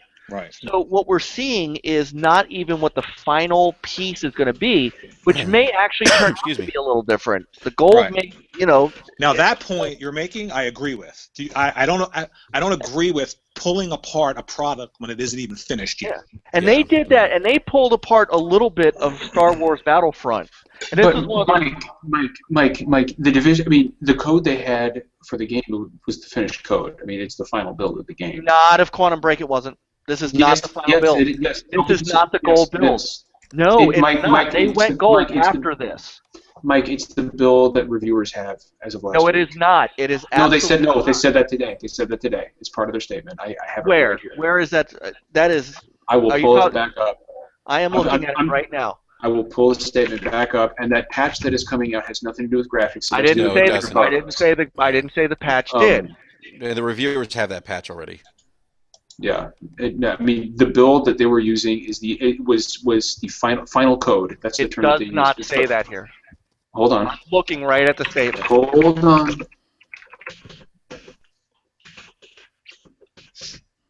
I'm gonna pull it up. Eric, welcome back, man. Hey, thanks. I'm not sure what happened there. You're on an Apple laptop and it locked up. What? A companion video, a companion video to the Digital Foundry video notes that the build was marked final code. I'm sitting there right on it. Where do you see that? Hold on. Pull it up. Where in the article? I'm looking. I'm pulling it up. I'm scrolling through. This is great. It's like Jeopardy. Keep talking. Okay, here we go. So, hell is this damn thing? I just had it. Keep talking. I'll pull it up. Where you? Yes, sir. Yeah. So you guys were talking about this on TXR. You know what? I know what I was saying about. I was talking about PSVR and how people are saying that it's not. Here it is. Look, it's right at the top. We recently sampled the first 2 chapters of a game at an event hosted by Remedy. That's all they said. No. Hold on. Okay. I'm sorry, Brian. Go ahead. Go ahead, Rory. You were saying no, about PSVR. I was saying, there's. Did you get your pre-order? I didn't. Unfortunately, I went to 3 different retailers online, but holy shit. People. There's this argument that it needs to be as powerful as what the PC's offering, Oculus and Rift, or else it's not going to be successful. So my argument is, well, if the PC's always offered a better and more powerful experience with every game you can play on console, why haven't people switched? Mm-hmm. And obviously the VR. The PlayStation is pushing. I said pushing. What's on your mind, Rory? Yeah, you're talking about last night. Yeah, thank you. The VR experience that Sony's pushing is geared towards the console audience, and they don't expect the specs that you get on a PC. No, they don't. So right now, the only person that's setting the standard for VR in the console space is Sony. Now, whether or not it's going to be successful, I don't know. But the idea that it's not simply because it's not as powerful as the PC doesn't make any sense to me. No, it doesn't. No, especially when and all you hear these guys say more is powerful anyway. Right, and all you hear in these arguments and debates, I'd rather have the Oculus. Yeah, well, that you know where that comes from, right? Right. I want the. Well, saying you rather and versus going and getting it are two different things. If you'd rather have the Oculus for the power and the experience, then you should have been playing Tomb Raider, Quantum Break, Gears, Crackdown on the PC, right? Right. Exactly. So you know what else is, and I've also said this, and getting back to Quantum Break, here we are, and here's John and I arguing about the damn build and the resolution and what they said and all that. We have not, in any way, shape, or form, discussed the fucking game itself and whether or not this game is, the actual game of Quantum Break and the casting and the gameplay and all the preview video out there. This is what I'm talking about. We're stuck talking about the fucking resolution is, and we're not actually talking about whether or not this is going to be one of those Remedy games that they're famous for, and how the actual game is going to be. I don't know. Yeah. I definitely mentioned how great it looks and how fun it's going to be. No, I'm not talking about how about great that. it looks. I'm talking. I mean, this is a Remedy game. These are the guys that just did Alan Wake. That took Rockstar's Max Payne and turned it into a fucking phenomenal masterpiece. We're not talking about whether or not Quantum Break is going to be a good game based on the time powers that he has, or the gameplay, or the gunplay, or the story. We're sitting here battling over what the damn resolution is and whether or not Remedy should have said what it was or not. And that's part of what I have a problem with, and part of why I ask, what are we actually... How did my Xbox turn on? What in the hell my Xbox turned Mike's on? having problems. You said 720p and it turned on. Oh my god, that was hilarious. You said 720. Worry, that might be one of your best one-liners, man. I meant it in good fun. I know.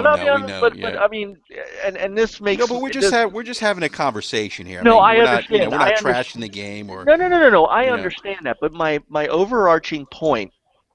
What does this actually accomplish? Mike, is that Mike, it's overarching, not overarching. I like arches.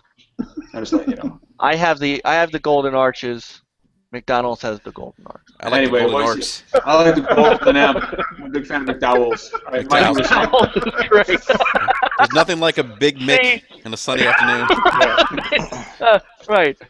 Except my buns don't have seats. Their buns together. Not yet. But that has been my point this whole time, is that we're not actually talking about the game, and this whole thing has taken away, and in my opinion, it could be damaging to people's desire to play this game, because that's all they're focused on, and that's all we're arguing about. But that's their loss, Mike, not yours. But we're doing it. That's just it. It seeps into what we're doing. But we're doing it because we're doing it objectively, though. Yeah, right. We are. Exactly. I understand it. But instead of talking about the game, this is what we've talked about. We've spent 40 minutes talking about the resolution of the game, and not a second on whether or not this game is going to be good or not. Well, the topic was resolution. yeah. But right, you're missing. But you guys are missing. No, I know. That this is not what we should be discussing. Go ahead. I think I said that I have it pre-ordered already. It's already preloaded. Yeah, right. And I would say, Mike, I don't know. I just is resolution talk off the table, period, for every game? I mean, should we not be talking about resolution at all? I feel like we should. And I'm being dead serious. I could be the only one in this room that actually does not care. And for somebody to say, well, would you play it in 480p? If that's what it came out in, yes. It's not a question of not caring. And I really want you to understand. It's not a question of not caring. I could care less what resolution the game is. I'm going to buy it. I'm going to play it. But in this day and age, where we have machines that are fully capable of 1080p, if you're not getting that, I understand why people would be upset about that. I don't think it's going to keep people from buying the game. I don't, and it shouldn't. And if it does, I honestly believe it will. I honestly no. believe it will. I don't think people are going to No, I not don't. buy the game because I it's look. not I think it's 1080p. akin. I think it's akin. You go to buy a car and you buy the same car your neighbor has, but his comes with power steering and yours doesn't. And you sit there and you say, "Well, I can still drive the car, but why doesn't it have power steering?" I mean, it's 2016. There's nothing wrong with asking that question. Now, Well, and you know what? That's Lou. a great analogy because I have and this is, it sounds funny, but it actually is true. I have a Dodge Grand Caravan. My wife bought a Dodge Grand It's a Caravan. money van. I have. does it I have the have- green paneling on the side and the wood, the faux Yes, wood? mine does. Faux wood. Mine, Yeah. yes. I actually. Wally World. Yes, Yep. I drive the Partridge Family around in it. I have power doors.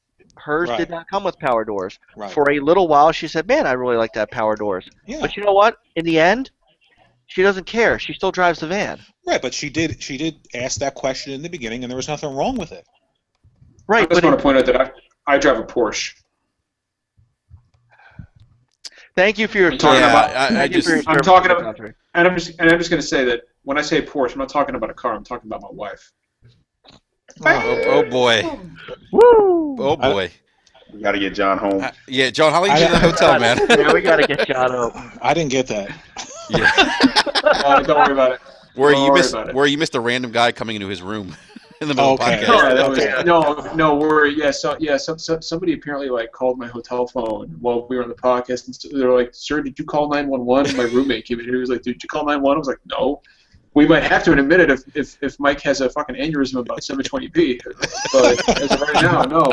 That would be an ambulance, not 911. Yeah, exactly. Yeah, and I think if anybody was holding out on their Xbox One to get Quantum Break, I don't think that kind of news. Well, is gonna those kind of deter them from it. people, you know, if you're not going to buy a video game because of the resolution, no matter what age we're in or time we're in, if you're simply not going to experience something based on an arbitrary number, then That's so I stupid. can't help you, right?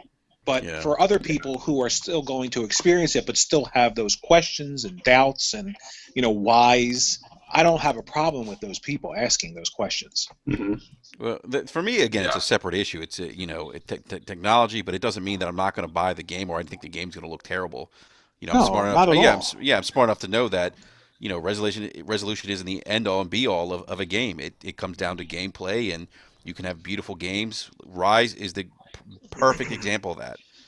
You know, It's beautiful, but it's repetitive gameplay, right? yeah. I mean, the gameplay's, you know, Right. we could argue Well, about but that. it had so much going on beyond Yeah. the resolution. Yeah, no, it did. And It I did. think that's what that's what Remedy is trying to say here is I mean the white paper. I've actually read this thing. It's sad that I read these, which you know it makes me a little bit. Mike, we're gonna start calling you the Yeah, professor.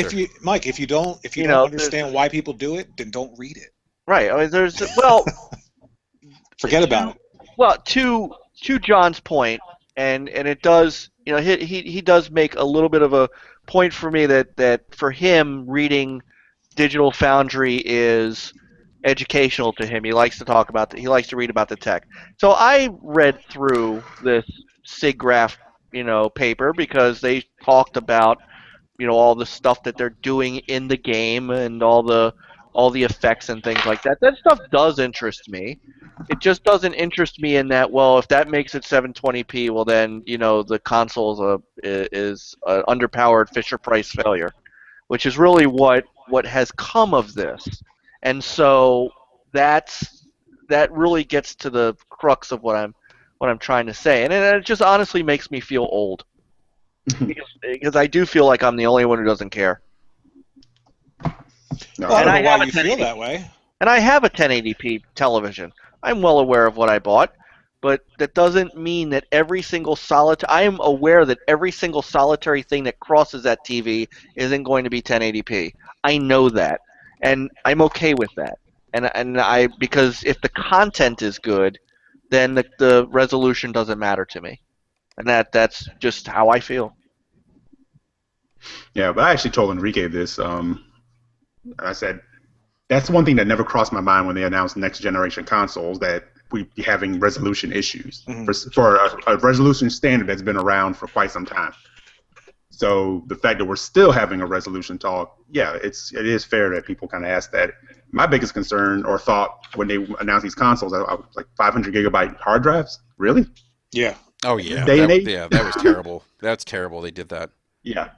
Yeah. So yeah, it was just something that I didn't think would be an issue, because you would think, hey, a next gen console would have all the power it needs to do what it needs to do, and we're seeing on both sides that You know what? neither You one are. know what somebody said to me? I forget where I read it. I might have read it on Twitter. I wish I could remember who. It wasn't me that tweeted it, but somebody, was arguing that resolution does matter, and they had a really good argument where they said if you take The Last of Us on the PS3 and you look at the remaster on the PS4, the only thing that they changed was the resolution, and the game looks so much better because of it. So resolution in and of itself will make a game look better, right? Look at Uncharted. Right. I mean, if you have a lot of graphical effects in a game, yeah, it's going to look great. If you have a high resolution with those graphical effects, yeah, it's going to look great. So I personally, for me, I don't discount that as being something that's relevant. But for me, like I live in my own little bubble. For me, I can accept that as being real, but still be okay with enjoying what I'm given. Yeah. I think that's the analogy I'm trying to make here. Yeah, that's a great point, Warry. Gentlemen, we just lost John. He just DM'd me. He said his hotel internet just shit out. It's shit out. That sucks. Yeah. Oh man, I'm telling you who it is, man. It's look, too much truth in here tonight. John is good people, man. John's great. Yeah. And you know what? I don't mind being the sole detractor in some of this stuff, because obviously older stuff. As an older gamer, my opinions are a lot different. Hold on. You're not the only one that's detracting. I'm probably just as old as you are. I'm agreeing with you in terms of it doesn't matter. The only difference that I'm having to you is the people who are asking these questions, like Digital Foundry, doing it. I don't have a problem with them doing it. That's the only difference. And I get that. I just never understood, and I didn't understand it last generation either. I just never understood what they were accomplishing, and it just seems like it's gotten worse because of social media. But at the same time, without social media, I think that this would just be a tech thing, because I mean, look, tech evolves, right? You're going to move with the times, and there is a standard with technology. Well, so you can't get around that. True, but it's like, how do we measure that standard? And that's the other thing that I'm struggling with, is that we're talking about resolution, and that's fine, but we just said also that you could not make this game on the Xbox 360. Like John said, it would melt the Xbox 360. Sure. So the Xbox One is the only console Microsoft makes. I'm not talking about PC at this point. I'm talking about consoles. The Xbox One is the only conceivable console that this game could come out on. So, that in and of itself is that kind of evolution in tech that we're discussing. Yes, it's not 1080p, but for what that console can do for Remedy, to allow it to do the things that game does that no other game right now as it stands is doing, that's where if we're going to talk about tech, and if we're going to talk about the evolution of tech, isn't that where we should be, instead of how many pixels are on the screen? But pixels are part of tech. That's the thing that I think that you're glossing over. You're absolutely right that the Xbox One and the ability for Remedy to make Quantum Break with all of the graphical effects that are in there could never be done on any other last-gen console. It can only be done on the Xbox One, because Remedy's obviously coding for the Xbox One. It could be done on the PlayStation 4 too, but this game is on the Xbox One. Sure. All the graphical effects they're doing are because the tech has evolved. But part of tech is resolution. So I'm not arguing that. Right. If you're going to praise all the graphical effects that Remedy has put into this game, you're right to do that. But for other people to say resolution is part of this evolution in technology, why isn't it better? That's okay to ask. I guess where my issue is that nobody, and we are, we are, but some of these people out there, and all you have to do is go Just look forget at them. Yeah, Mike, my guess is that they're probably a vocal minority too. I don't think they're. See, social Right, media, but- I think, is the issue for you, Mike. The I think voices in social your media is head. a vocal minority. it certainly Voices in your can be. head.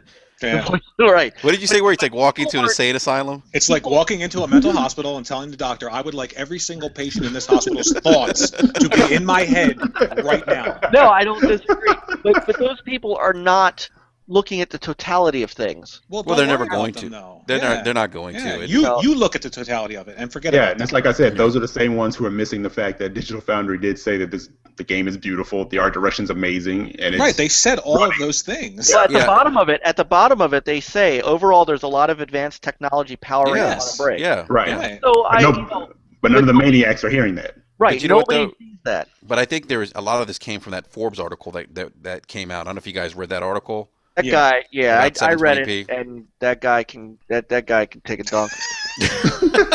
Take a See, dunk. yeah. No, but Take a dunk. there's some that's but I think he brought up some good points about the expectation of the evolution of technology, and that's Look, kind of where I'm it's- at. If you're excited about the texture quality, if you're excited about the number of polygons, if you're excited about the graphical effects, if you're excited about the destructible environments, if you're excited about the ocular occlusion, then you can't just separate resolution because it is part of tech.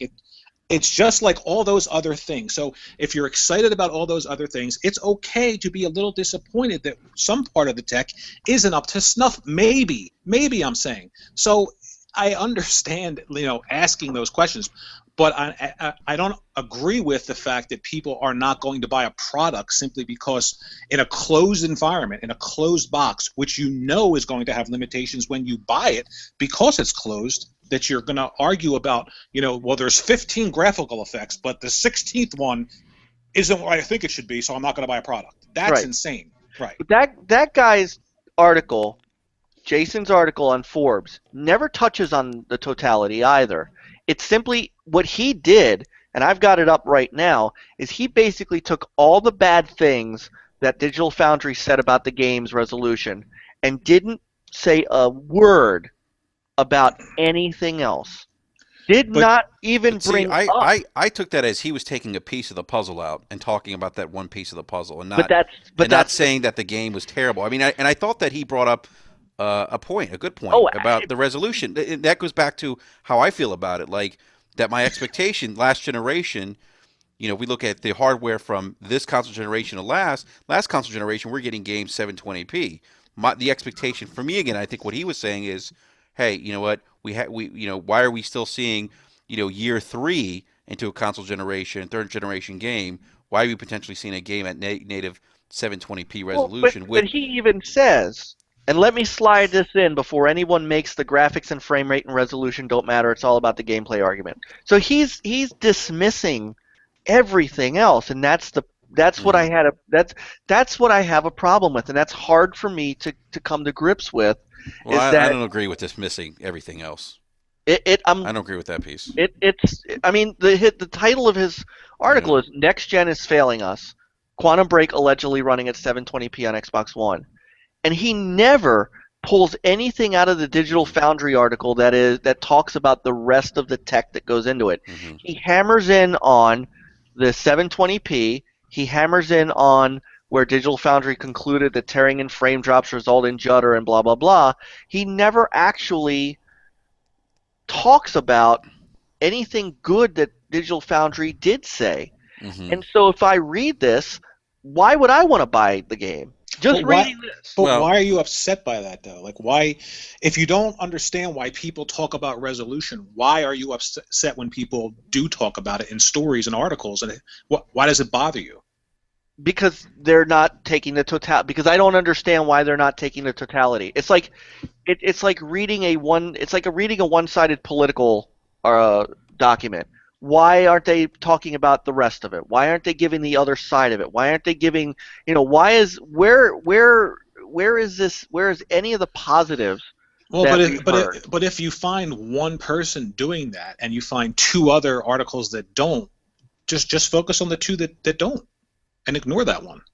There's always going to be people that do that, right? I mean, you can't just go crazy over it. Well, true, but I wouldn't have known about this article if Enrique didn't bring it up.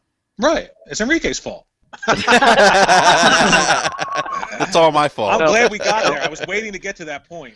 And Dun, dun, dun, yeah, dun. you know, Blame if Enrique. I had to offer you a single argument explaining why the Xbox One is failing gamers, that is what this guy is saying. Well, he did say next-gen consoles, plural, correct? Yes. Yes, he no, did say next He gen. said next gen is failing. Failing us. Here's But- the wait, real quick. Here's I'm not defending it. I'm just saying, here's the money quote. If I had to offer you a single argument explaining why the Xbox One is failing gamers, so now the Xbox One is failing me, is what he's saying. Whether or not that's true or not, the Xbox One is failing me. Now, if I'm a consumer, why would I even buy an Xbox One if I'm reading this? But why is that a concern for you though? Like, I mean, I'm not concerned with whether or not there's good PR to help Microsoft sell Xbox Ones. I'm just interested in the story. You know what I mean? Like, why is it upsetting? Because it doesn't tell the whole story. Right. I mean, there's tons of sites that do that, though. I mean, just focus on the ones that do. You can't change it. There aren't many that do. But my overall point, though, is we were talking about it because this is part of what Enrique brought up as talking about the topic. So as long as we're talking about the topic, this is my problem with this particular thing. Yeah. I mean, this doesn't do anything for me. Like, this does not. But in the context of, hey, have you checked out this Forbes article? I have, and I have a problem with it. So that's all there is to it. Look, I think there's three types of people. Ready? This is a really long discussion about 720p. Wow. Exactly. Listen, there's three types of people. There's people that are just interested in technology and say to themselves, "Oh, that's interesting that it's 720p. I'm kind of disappointed, but I'm still going to play it." There's people that are just like, "I don't want to hear about it. I don't want to hear about it." And then there are the people that are in between that are insane. I'm the tech guy. There's nothing I can do do it. You know what I mean? I'm the tech guy. Like, I always bring up this stuff, and people either go one way or the other with it. Oh, you're defending Sony. Oh, you're defending Microsoft. Oh, you're passively supporting. I don't even know what's going on. It's just technology. I mean, people talk about it. There is a percentage of people out there that I'm sure are very disappointed and feel like their consoles, plural, are failing them because of this one piece of technology in a litany of other tech that's in these boxes that isn't up to snuff to them. I'm sure there are people like that, and it doesn't bother me that they're like that, and it's okay that they feel that way. As far as the stories that are written and the agendas and all this other stuff, because I don't care about resolution, these stories don't bother me. I'm not upset. I don't see them as driving people to not buy something. That doesn't upset me. That's a great point. Fair. That's absolutely Yeah, that's a great fair. point. Hey, by the way, Rand's in the chat room, and F you, Rand. Yeah. So Rand says there's three types of people. What about the ones that like achievements? Oh yeah. We know Rand loves his achievements. The ones that play games they hate to get Sean said The Barbie game. Sean said 2 hours and not one mention of the Ouya. Yeah, Oh. yeah. Yeah. Where is Sean? I miss Sean. He's in the chat room. Yeah, he's in the Oh. chat room right now. Yeah. I asked him to come on tonight, but he said he couldn't make it on, Yeah. so All right, let's talk about something good. It's Yeah. actually over now, isn't it? Yeah, the podcast is over. yeah, Let's the play podcast is some about division. wrapped up. This is our last geez, that was Look, okay. that was a great let's- conversation though. You yeah, guys had Let's let's wait end till on- the game comes out and play Yeah, the game and but talk. let's well, end the on- game's going to be awesome. I mean, I don't think let's end on that. What are your expectations of the actual game? I've said for the last 3 weeks, there's something about this game that tells me it's going to be special. I watched a Twitch stream. I know you didn't watch any, Mike. Yeah, I'm on total lockdown. They've been very careful to not show the beginning of the game. There's some that do, but I watched just the middle part. And what struck me was, one, the animation, and two, the way that every object seems to interact with everything else, the physics in the game. The guy took cover and ran into a chair, the chair slid across the room into a table and knocked a lamp over. Yeah. I mean, insane, right? Yeah. Stuff like that to me is what stood out. And the gameplay looked like it was fun. The guy was playing it, trying to play it as a third-person cover shooter, which you should not do. That's what I've It's not heard. a third-person cover shooter. Nope. You're supposed to play it as sort of run and gun and use your powers. Use your powers, yeah. The one demo that I saw, I mean, the person took a shot, froze time, sped across the room at like the speed of light behind the guy before the bullet hit the guy that he initially shot, then shot the other guy, and then warped into the other room. It was insane. It was insane. Where you forgot about the shit bubble. Oh yeah, I forgot about the. Some guy, I saw a GIF of some guy shooting a mustard bottle, and the mustard came out of the bottle. It was like, I was like, holy crap! Yeah. Yeah. So. I think this game's going to be game changing for those action third person shooter games. I hope they're so. doing some really interesting do. things. Yeah. I have not played a bad Remedy game ever, so for me, I'm going to love the game. Right. Ever. Yeah. Eric, what do you think, man? No, I mean, you guys are saying it all. I feel the same exact way. I mean, I don't preload and pre-order games that often, but I was like, I'll be there sitting there at midnight ready to go. Yeah, this game looks awesome, man. It does. Mike's absolutely right. It looks like there are special games. There are games that just look like they're going to be that next gen experience. I know we say that sometimes. Like, have you really felt like you've had a next gen experience?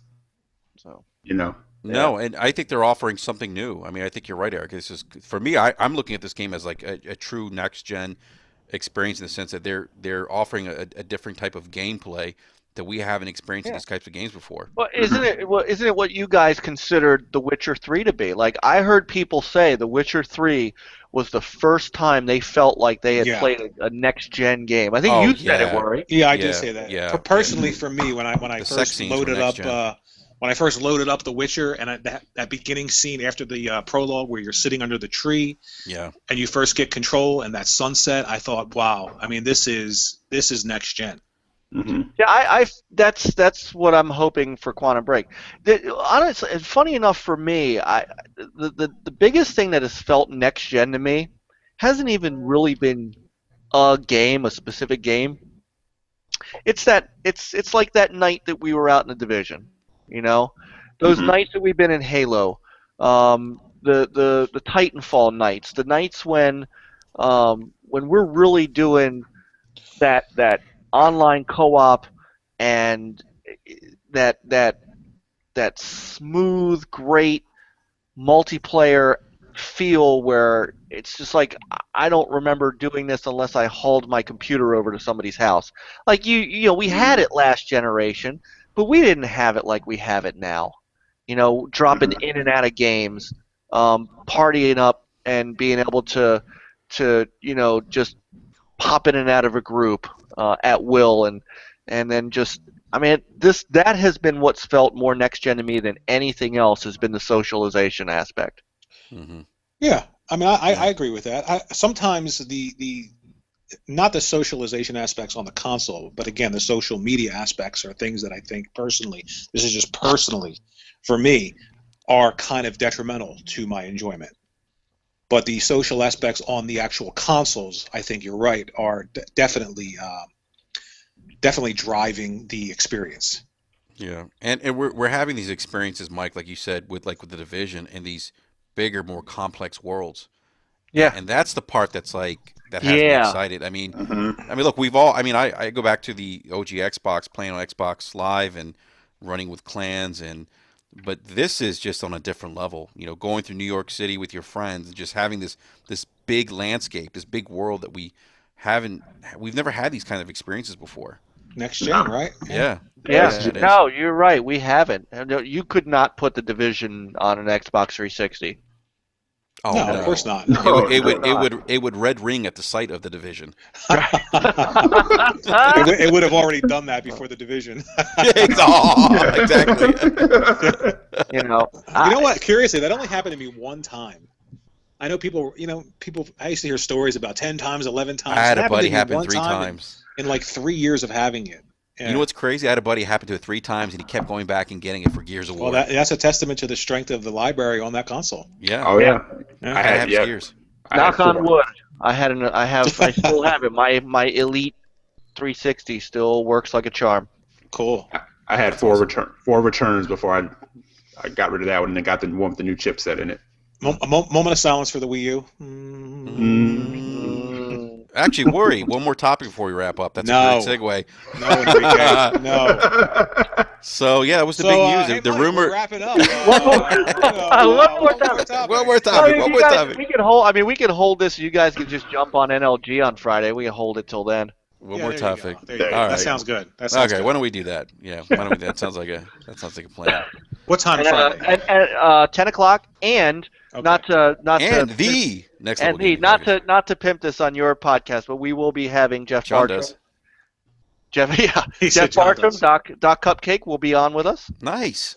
I want to bring him on because I want him to talk about his military program where he sends games to the military overseas, and he does unbelievable giveaways. And I saw an amazing tweet. He's not in. He was actually in the chat room earlier, and he had to leave, but he tweeted this tweet, and I'm going to bring it up Friday. Some guy just out of the blue, I don't even know if he knew him, said, hey, I was going to buy Quantum Break, but I took that money and put it towards Peanuts movie for my kids. And Jeff said, you know what? You're doing it right. I got you covered. And is going to send him a copy of Quantum Break. Nice. I mean, that's what this guy does. No, so he does great stuff. He really does great stuff for the community. So I'm looking forward to us talking to him Friday night. Awesome. And getting some of this. Hey, real quick, guys. Rand is cold-blooded, man. Yeah, he just said, "Oh no." Rand just said, "Oh no." The reviews are coming in for Batman vs Superman, and the critics are calling it as irrelevant as the Wii U. Oh, good God! I feel bad for young people who just never played video games before. You know, it's really sad. You know what, guys? I'm playing Double Dragon on my phone. Yes, I sir. love Double Dragon. Yes, sir. And we're talking about box art. Data East had some of the best box art for their Oh games. my God! Bad dudes. Remember Kid Nicky? Data East, man. We should do a retro podcast, man. We always say that. We always.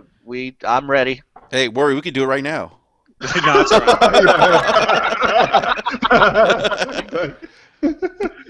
right. Let's go play the Division, guys.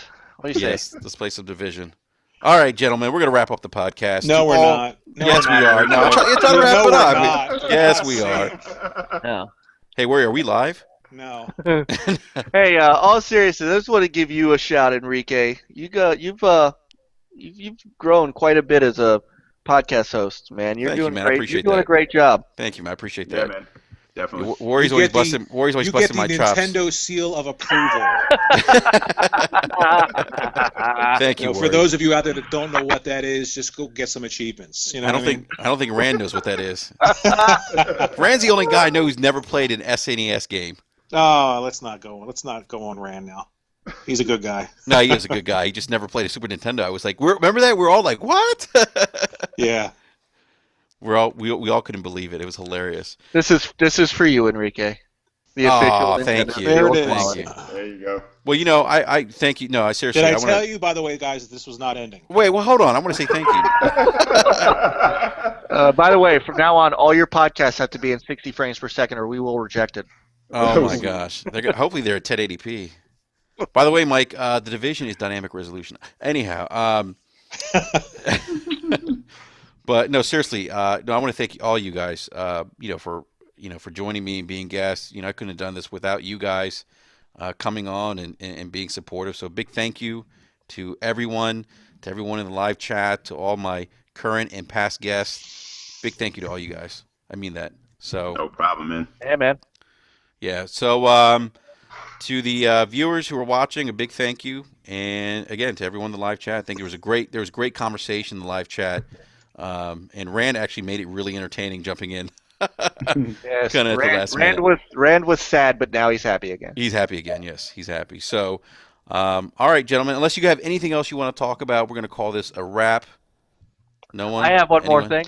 Okay, here we go. I knew it. Rory, I want to hear about your date last night. Yeah, that's exactly. That is exactly what I wanted to bring up. I thought Mike was going to say, I have one more thing. I'm on NeoGAF right now, and I'm reading an article. No, I'm good. I don't talk about that stuff, man. Oh, my goodness. That is too funny. All right. So, thank you again, gentlemen. Eric, thank you again, man. Appreciate it. Mike, thank you again. Worry, thank you for joining us late into the podcast. And a big shout out to John again at the Super Deformed Gamecast. for joining us. He was on hotel internet and dropped out. So big thank you to him for joining us again. So everyone, we will catch you again next Tuesday, 9 p.m. Eastern Standard Time. Thank you again. Gamers, remember to game on, but more importantly, have fun. Peace.